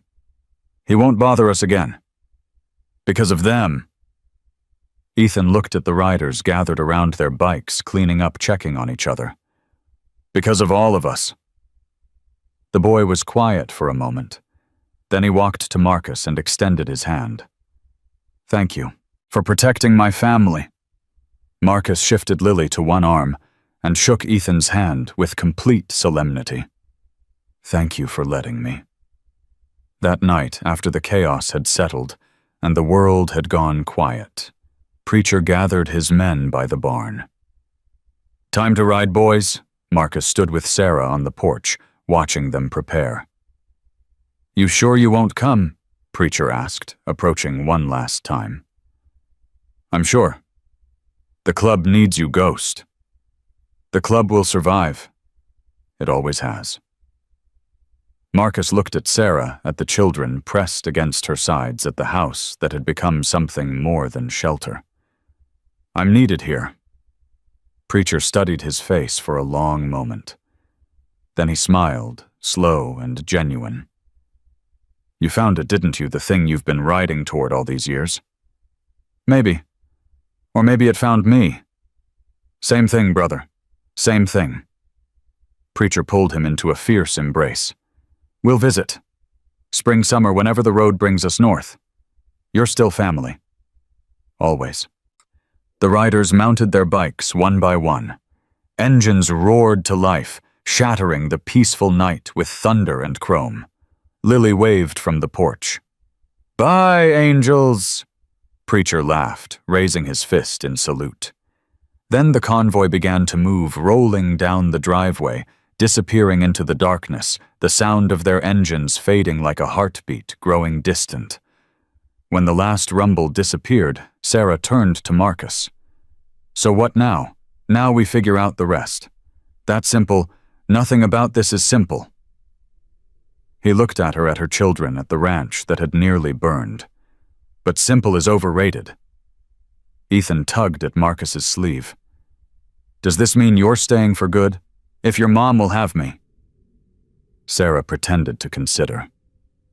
I don't know. You eat a lot, you take up space, you attract trouble. All true. And you snore. Also true. She smiled a real smile, one that reached her eyes and lit up her whole face. I guess I can live with that. Marcus pulled her close, one arm around her, the other around her children. And somewhere in the distance, barely audible, the sound of motorcycle engines echoed through the mountains. A reminder that family comes in unexpected forms, and that sometimes the road doesn't lead you away from home. Sometimes it leads you straight to it. 3 months changed everything. The snow melted. The fields turned green. The horses grew healthy under Marcus's steady care. And somewhere in the quiet rhythm of daily life, the Mitchell Ranch became something it hadn't been in almost 2 years, a home again. Marcus woke every morning at 5, long before the children stirred. He'd make coffee check on the horses and spend an hour in the workshop tinkering with his Harley. The bike was nearly restored now, chrome gleaming engine purring, ready to ride whenever he wanted. He never wanted. Sarah would find him there most mornings, hands covered in grease, humming some old road song under his breath. She'd bring him a second cup of coffee and lean against the doorframe watching him work. "You could finish that today," she said one morning. "Take it for a spin." "Could. But you won't." "No rush." He wiped his hands on an old rag, looking up at her. "Got nowhere to be." "Marcus?" "What? You've been here 3 months. You haven't left the property once." He set down the wrench. "You want me to leave. I want you to be honest. With me. With yourself." She crossed her arms. "Are you staying because you want to, or because you're afraid to go?" The question hung between them. "Both," he finally admitted. "Every time I think about riding out that gate, I see their faces, yours, Ethan's, Lily's, and I can't do it. That's not healthy. Probably not. You need to leave Marcus, just for a day, just to prove to yourself you can." He stared at her. "You trying to get rid of me?" "I'm trying to make sure you're choosing this, choosing us, not just hiding from everything else." Marcus was quiet for a long moment. Then he nodded slowly. "Tomorrow, I'll ride into town, pick up supplies, be back before dinner. Promise, promise." Sarah smiled, but something flickered behind her eyes. Something that looked like fear. She didn't know yet how right she was to be afraid. The next morning, Marcus rolled the Harley out of the barn for the first time since the crash. The engine roared to life, powerful and familiar, vibrating through his bones like an old friend's greeting. Ethan stood on the porch, watching with hungry eyes. "Can I come?" "Not this time, kid, but soon, I promise." "You keep promising things. I keep keeping them, too." The boy almost smiled. "Be careful." "Always am." Sarah appeared beside her son, her arms wrapped around herself despite the warm morning air. "Call when you get there. The general store has a phone." "I know. And don't talk to anyone suspicious." "Sarah." "And if anyone asks about the ranch." "Sarah." He climbed off the bike and crossed to her, taking her face in his hands. "I'm buying feed and fence posts. That's it. I'll be back in 4 hours." "I know. I know." He kissed her forehead. "I'll be back." She watched him ride down the driveway, watched until the sound of the engine faded to nothing, watched until there was only silence and the empty road. "He'll come back," Ethan said quietly. "I know." "Then why are you crying?" Sarah touched her cheek, surprised to find it wet. "Because sometimes love and fear feel exactly the same." The town had changed since the confrontation with Roy. People nodded when Marcus passed. Some even waved. The hardware store owner remembered his name. The woman at the feed store asked about Sarah and the kids. 3 months ago, he'd been a stranger they feared. Now he was something else, not quite one of them, but not an outsider anymore either. He finished his errands in under 2 hours. Feed loaded, fence posts secured, a bag of candy for the kids tucked into his saddlebag. He was heading back to his bike when someone called his name. "Marcus Sullivan." He turned. A woman stood outside the diner, her dark hair streaked with gray, her eyes red from crying. "Do I know you?" "No, but I know you." She stepped closer, her hands trembling. "My name is Linda Dawson. I'm Roy's wife." Marcus tensed. "Mrs. Dawson, please, I'm not here to cause trouble. I just need to talk to you. 5 minutes, please." Every instinct told him to walk away. But something in her face, the desperation, the grief, made him pause. 5 minutes. They sat at a table in the back of the diner, away from curious eyes. Linda clutched a cup of coffee she didn't drink, her hands wrapped around it like a lifeline. "Roy's in prison," she said quietly. "You know that." "I know. 10 years. Maybe more. The arson charges, the assault charges, they added up. He made his choices." "I know that too." Her voice cracked. "I'm not here to defend him. What he did was wrong. What he tried to do to that woman and her children." She stopped composing herself. "I'm here because I need to tell you something. Something you deserve to know." Marcus waited. "Roy wasn't always like this. When we married 30 years ago, he was kind, gentle. He wanted to build something to matter to people." Her eyes grew distant. Then the business started failing. Then his brother died. Then everything just twisted. Year after year, he got harder, angrier, until I didn't recognize him anymore. Why are you telling me this? Because Sarah Mitchell isn't the first woman he targeted. She's just the first one who fought back.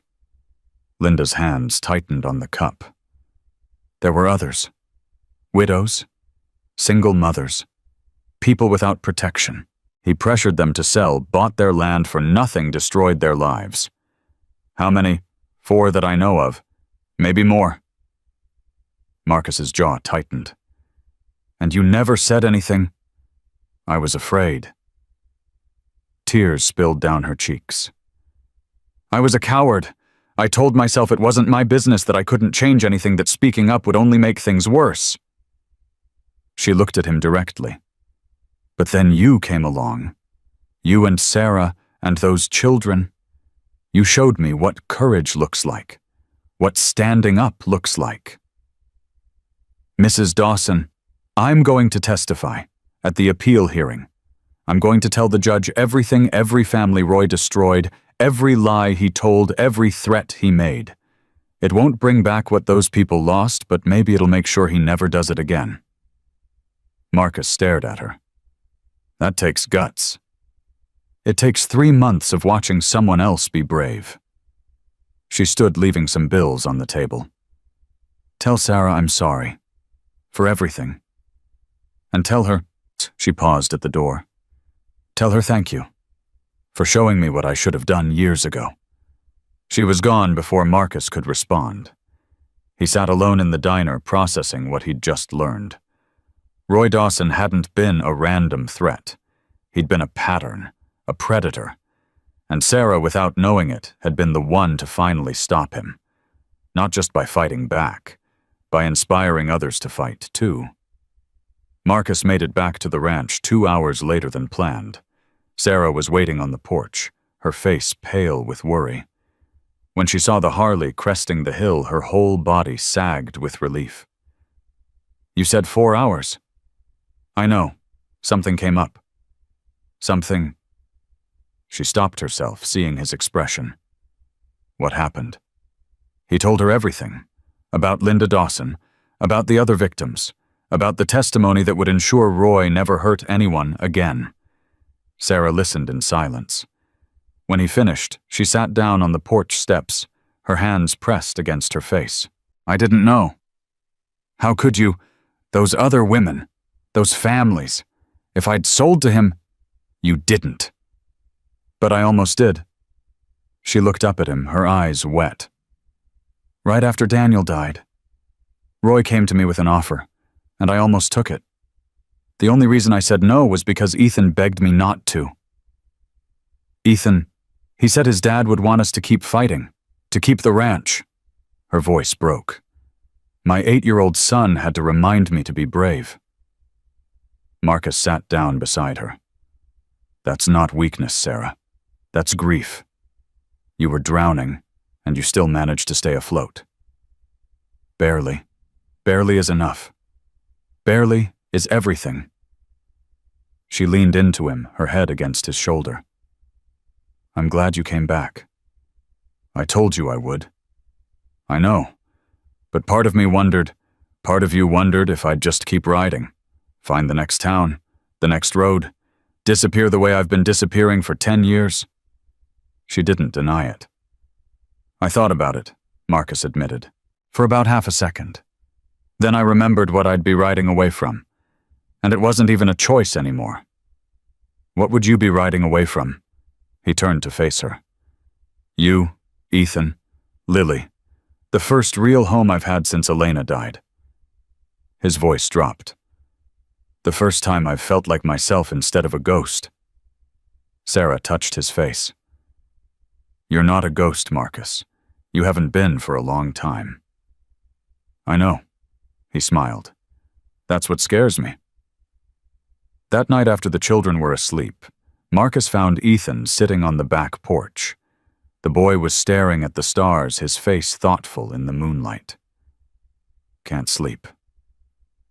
Ethan shook his head. Too much thinking. About what? Mom, you, everything. Marcus sat down beside him. Want to share? Are you going to marry her? The question hit Marcus like a punch. What makes you ask that? The way you look at her, the way she looks at you. Ethan's voice was matter-of-fact. And the way you came back today. Mom was scared you wouldn't, but I knew you would. How? Because you love us. Even if you don't say it. Even if you're scared of what it means. The boy looked at him. I'm not a little kid, Marcus. I see things. I never thought you were a little kid. Then answer my question. Are you going to marry her? Marcus was quiet for a long moment. I want to, but it's complicated. Why? Because your father hasn't been gone that long. Because people will talk. Because I'm not sure I deserve someone like her. That's stupid. Excuse me. Dad's been gone almost 2 years. People already talk about everything. Who cares what they say and deserve? Ethan shook his head. You saved us. You protected us. You stayed when everyone else left. If that's not deserving, what is? Marcus stared at the boy. When did you get so smart? Mom asks me that all the time. Ethan almost smiled. I think I was just paying attention while everyone else was busy being scared. Your dad would be proud of you. I know. The smile faded slightly. I used to be afraid I'd forget him. But now I think maybe that's okay. Not forgetting everything, just letting the sad parts get smaller, making room for good stuff, too. That's pretty wise. It's what you told me, behind the barn. Remember. Marcus remembered. The cold ground, the frozen tears, the photograph of Elena and Grace. I remember. So, Ethan stood brushing off his jeans. Are you going to ask her? Ask her what? To marry you. Keep up Marcus. Despite everything, Marcus laughed. Yeah, I think I am. Good. Ethan headed for the door, then paused. Don't mess it up. Thanks for the vote of confidence. Someone's got to keep you in line. The door closed behind him, leaving Marcus alone with the stars, and a question he already knew the answer to. He found Sarah in the kitchen washing dishes. Kids asleep. Lily is. Ethan was on the porch. I know. We talked. Sarah turned, drying her hands on a towel. About what? You, me, the future. That's a lot of ground to cover. He's a thorough kid. She smiled, but it faded quickly. Marcus, what's wrong? You look terrified. Yeah, that's because I am. Terrified of what? He crossed to her, taking her hands in his. I've been running for 10 years, from grief, from memory, from anything that might make me feel something. And then I crashed in your snow, and your kids pulled me out, and you held me together when I was broken. Marcus, let me finish, please. She nodded her eyes bright with unshed tears. I told myself I was staying to help, to protect you, to repay what you'd done for me. But that was a lie. I was staying because I couldn't imagine leaving. Because every day I spend here I feel more alive. Because you and your children. His voice cracked. You brought me back from the dead Sarah, and I don't ever want to go back to being a ghost. What are you saying? I'm saying I love you. I love Ethan. I love Lily. I love this ranch and this life and everything we've built together. He took a shaky breath. And I'm asking, not asking if you'd consider spending the rest of your life with me. Sarah stared at him. The tears spilled over, running down her cheeks.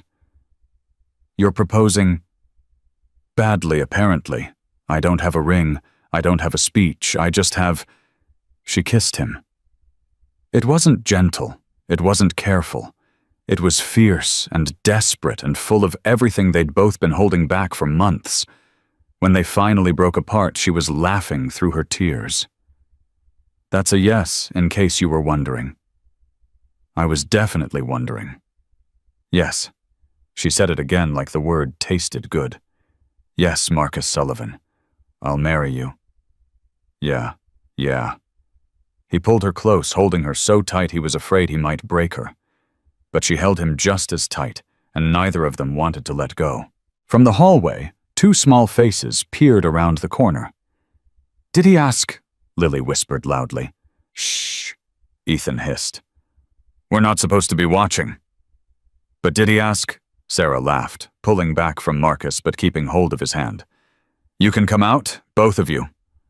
The children tumbled into the kitchen, Lily bouncing with excitement, Ethan trying to look casual and failing completely. Did he ask? Lily demanded again. He asked. Did you say yes? I said yes. Lily squealed and launched herself at Marcus, wrapping her arms around his legs. I knew it. I knew you were going to be our dad. The word hit Marcus like a physical force. Dad.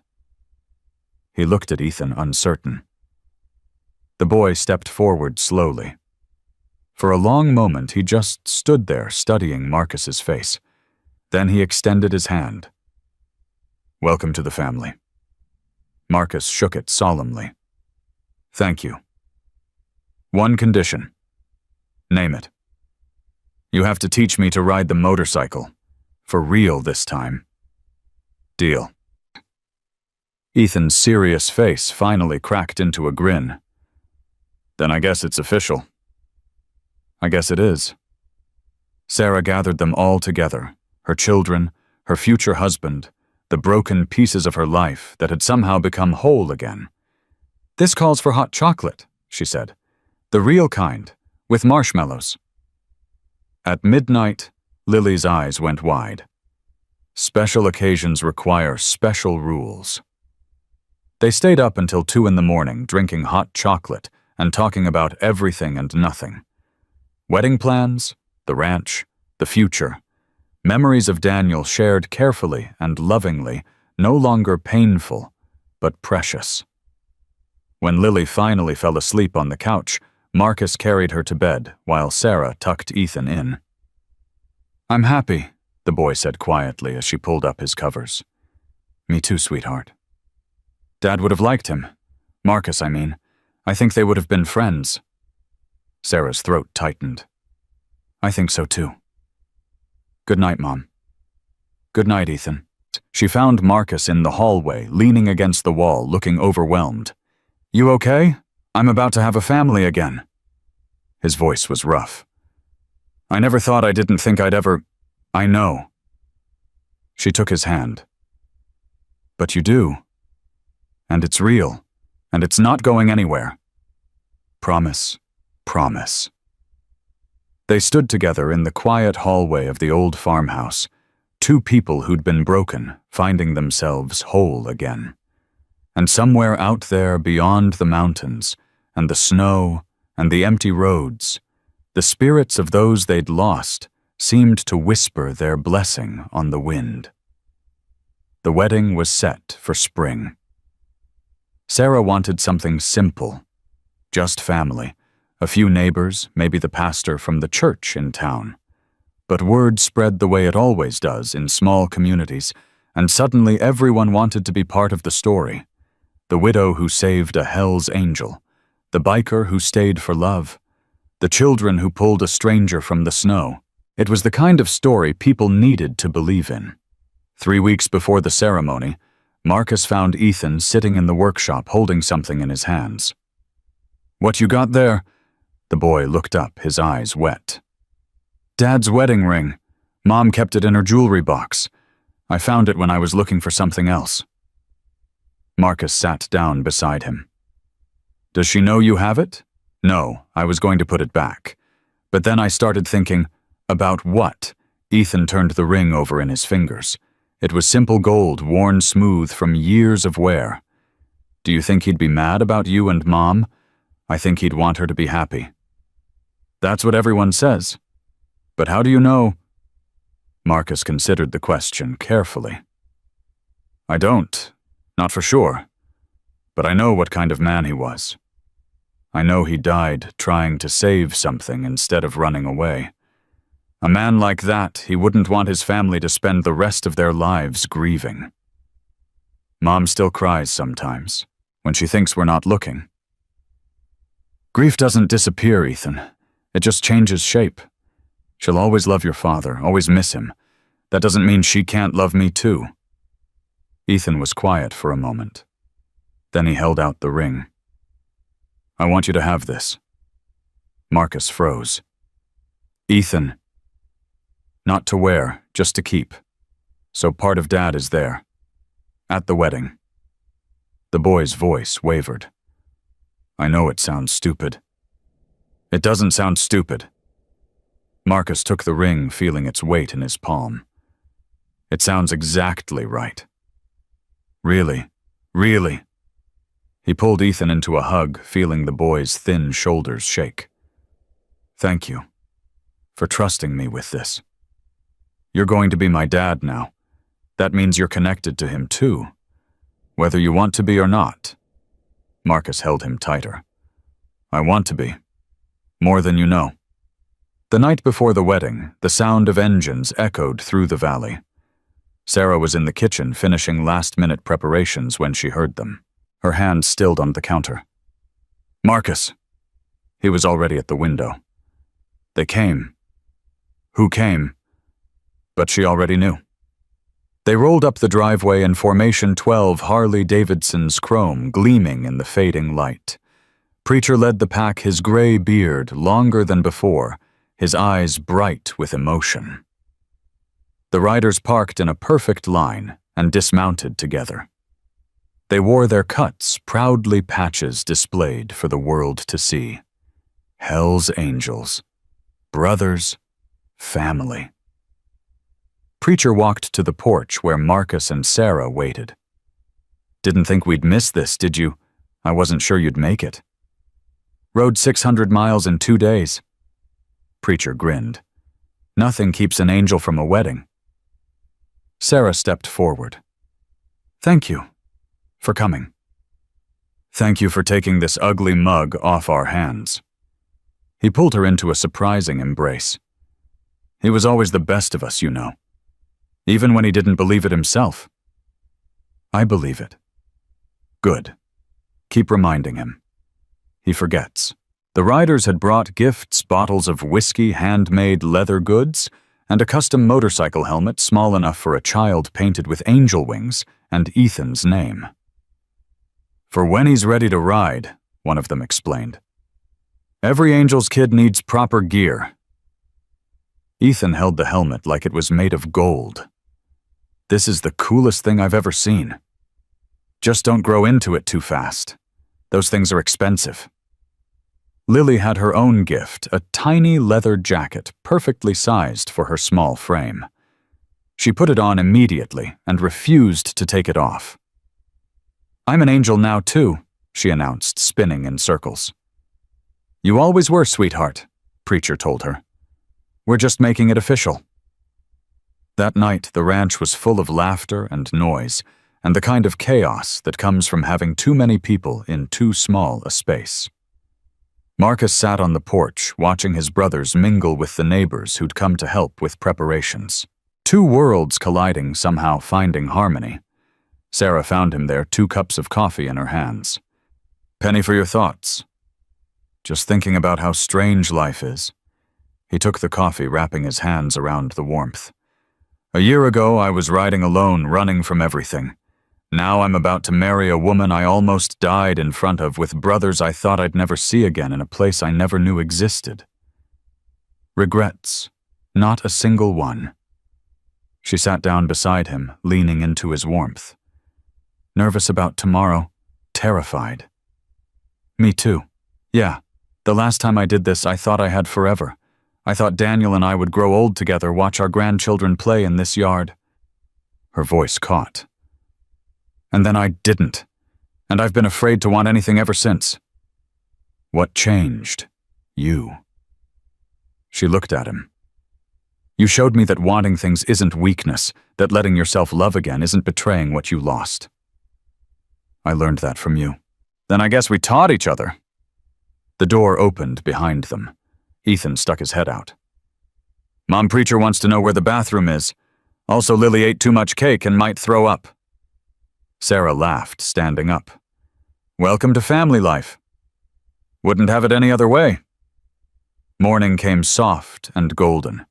Sarah woke to find Marcus already gone, his side of the bed, cold.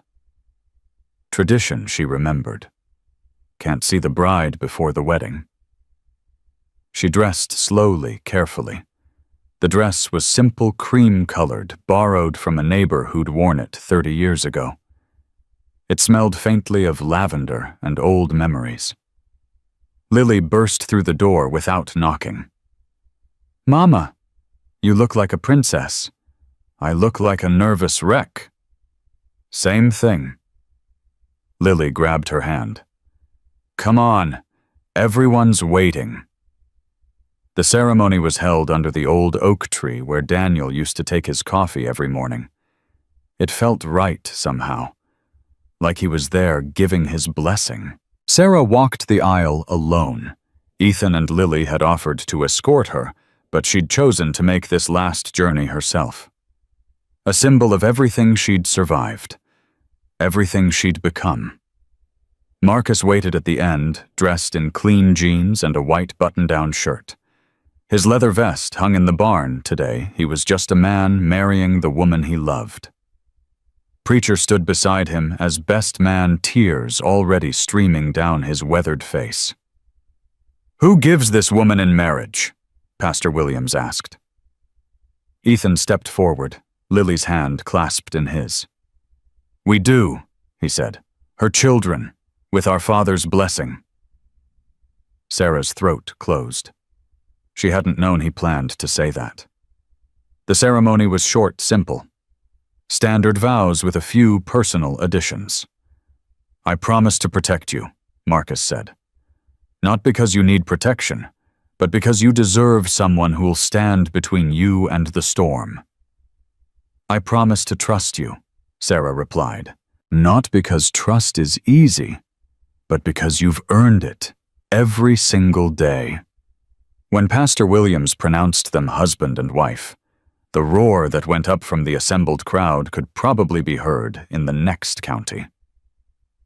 The Hells Angels revved their engines in salute. The neighbors cheered and clapped. Lily screamed and jumped up and down until Ethan caught her and lifted her onto his shoulders. Marcus kissed Sarah long and deep and full of promise. "Hello, Mrs. Sullivan." "Hello, Mr. Sullivan." Ready for the rest of our lives, ready as I'll ever be. The reception spilled from the backyard into the barn and beyond. Someone had strung up lights. Someone else had brought a speaker. Country music mixed with rock and roll, while people danced, ate, and celebrated. Preacher found Marcus at the edge of the crowd, watching his new family with wonder on his face. "You did it, Ghost." "Did what?" "Found your way home." The older man clapped his shoulder. "I've been riding with you for 15 years. Never thought I'd see the day you stopped running." "Neither did I. Elena would be happy for you. Grace, too." Marcus's throat tightened. "You think so? I know so. That woman loved you more than life itself. She wouldn't want you spending forever grieving. She'd want you to live." Preacher smiled. "And look at you. Living. It feels strange, being happy. It won't forever. Eventually it'll just feel normal, and that's when you'll know you made the right choice." As if on cue, Lily came running across the grass, her tiny leather jacket flapping behind her. "Daddy, Daddy, come dance with me." Marcus froze. It was the first time she'd called him that. Preacher laughed. "Better not keep your daughter waiting." Marcus let Lily drag him onto the makeshift dance floor. She stood on his boots, holding his hands, as he swayed them both to a slow country song. "Is this how you dance?" she asked seriously. "This is how I dance with you." "I like it." "Me too." Sarah watched from across the yard, her heart so full it hurt.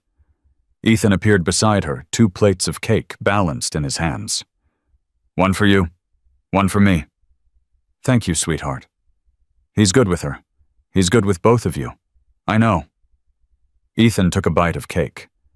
"Mom, yeah, I'm glad you said yes." When he asked, "I'm glad you didn't let yourself be scared." Sarah put her arm around him. "You know what? So am I." The party continued until well past midnight. One by one, guests said their goodbyes. The neighbors left with promises to visit. The angels prepared to ride out at dawn. Preacher found Sarah in the kitchen, cleaning up despite her protests that she didn't need to. "Can I have a word?" "Of course." He led her to the porch, away from the remaining noise. "I need to tell you something about Marcus. Something he probably won't tell you himself." "What?" "After Elena and Grace died, he tried to follow them. Twice." Sarah's blood went cold. "What do you mean, follow them?" "I mean he didn't want to live anymore. First time was pills. Second time was—" Preacher stopped, his voice rough. "We found him, got him help, stayed with him every day for 6 months until he could stand on his own again." "Why are you telling me this?" "Because you need to understand what you saved. When you pulled him out of that snow, you weren't just rescuing a man from hypothermia. You were giving him a reason to want to be rescued." He met her eyes. "He chose to live because of you. Because of your children. Don't ever underestimate what that means." Sarah couldn't speak. The weight of it pressed down on her. "I'm not saying this to scare you," Preacher continued. "I'm saying it because you deserve to know who you married. Not just the strong parts, all of it. Does he know you're telling me this? No, and he'd probably be angry if he found out. But I figure spouses shouldn't have secrets, at least not the big ones. Thank you for trusting me with it. Thank you for giving him something to live for." He embraced her briefly, then walked back to his brothers without another word. Sarah stayed on the porch processing. When Marcus found her there, 20 minutes later, she pulled him close without explanation. "Everything okay?" "Everything's perfect." "You're shaking." "I'm just cold." He wrapped his arms around her, and she let herself be held by the man she'd saved, who had saved her in return. Dawn came too quickly. The angels mounted their bikes, engines, rumbling in the early morning quiet. Goodbyes were said, handshakes for Marcus, hugs for Sarah, high fives for Ethan, and one very serious salute for Lily, who returned it solemnly. "See you at Christmas," Preacher said. "If you'll have us." "Always," Sarah replied. "You're family now." "Damn right we are." The convoy rolled out Chrome, catching the first light of day. They disappeared over the ridge one by one, the sound of their engines fading into memory. Marcus stood with his arm around Sarah, watching until the last rumble died away. "You okay?" "Yeah," he smiled. "Yeah, I am. No regrets about staying, not a single one." Ethan appeared beside them, still wearing his new helmet. "So, Dad?" The word came easier now. "You promised to teach me to ride. When do we start? After breakfast. And after chores." "That's so many things." "Welcome to life on a ranch." Lily pushed between them, grabbing Marcus's hand. "What about me? What do I get to learn?" "Whatever you want, sweetheart." "I want to learn how to be an angel. Like your friends." Sarah laughed. "Being an angel isn't something you learn, baby. It's something you become." "Then I'm becoming one, starting right now." She marched toward the house, her tiny leather jacket swinging her purpose absolute. Marcus looked at Sarah. "Where did she get that attitude? From you, probably?" "I've been here less than a year." "Some things don't take long to stick." They walked back to the house together, husband and wife, father and mother, a family forged from tragedy and rebuilt through love. On the porch, Marcus paused. He reached into his pocket and pulled out Daniel's ring. "Ethan gave me this, for the wedding." Sarah's breath caught. "I wondered where it went. I think it should go back to you. Keep it somewhere safe, for the kids to have someday." She took the ring, turning it over in her fingers. "You know what Daniel said when he gave me this? He said it wasn't just a ring. It was a promise that no matter what happened, I'd never be alone. He kept that promise, just not the way he expected." "What do you mean? He raised those kids to be brave, to be kind, to pull strangers out of snowstorms even when it's dangerous." Marcus's voice was rough. "He couldn't be here to protect you himself, so he made sure you had everything you needed to survive without him." Sarah's tears fell freely. "I never thought of it that way. Maybe it's time you did." She clutched the ring to her chest. "I love you, Marcus Sullivan." "I love you too, Sarah Sullivan." "That sounds strange. Strange good or strange bad? Strange perfect." He kissed her forehead, then her lips, then pulled her close. "Come on. We've got breakfast to make, and chores to do, and a son who's apparently expecting motorcycle lessons. And a daughter who's decided she's an angel. Family life, never boring. Never alone." They walked inside together, into the warmth of the house, into the chaos of the morning, into the beautiful, messy, imperfect life they'd built from the ashes of everything they'd lost. In the kitchen, Ethan was already attempting pancakes, while Lily supervised from her perch on the counter. The smell of burning batter filled the air. "I think something's wrong," Ethan admitted. "The heat's too high." Marcus moved to the stove, adjusting the flame, showing Ethan the right way to flip without making a mess. Sarah watched them, her son and her husband, learning from each other, becoming something new. This was what healing looked like, she realized. Not the absence of pain, but the presence of love. Not forgetting what was lost, but making room for what was found. Outside, the sun climbed higher over the mountains. The horses stirred in the barn.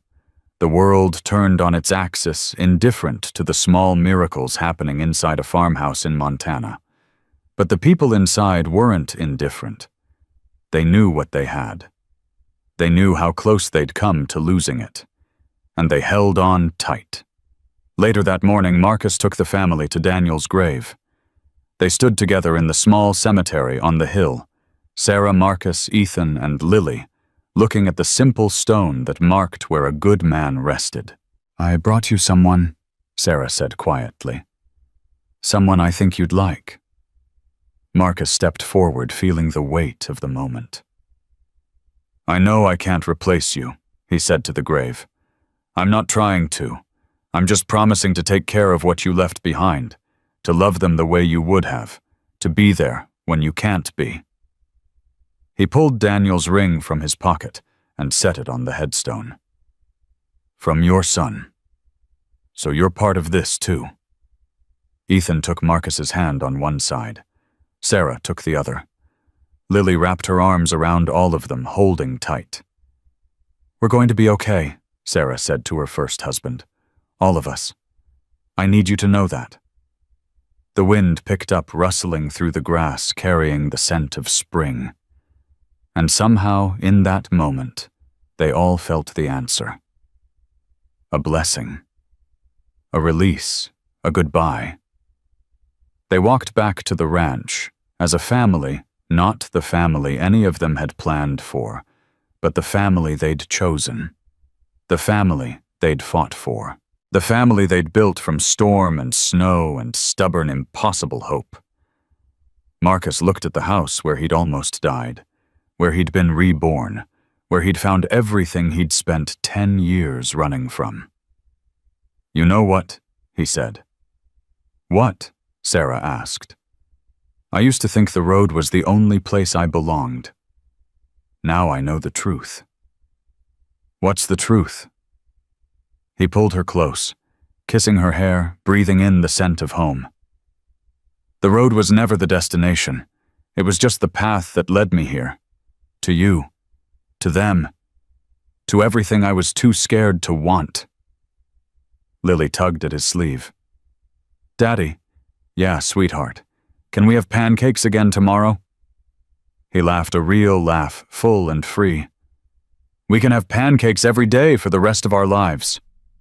Promise." Promise. And this time it was a promise he knew he could keep. Because Marcus Sullivan had finally stopped running. He was home.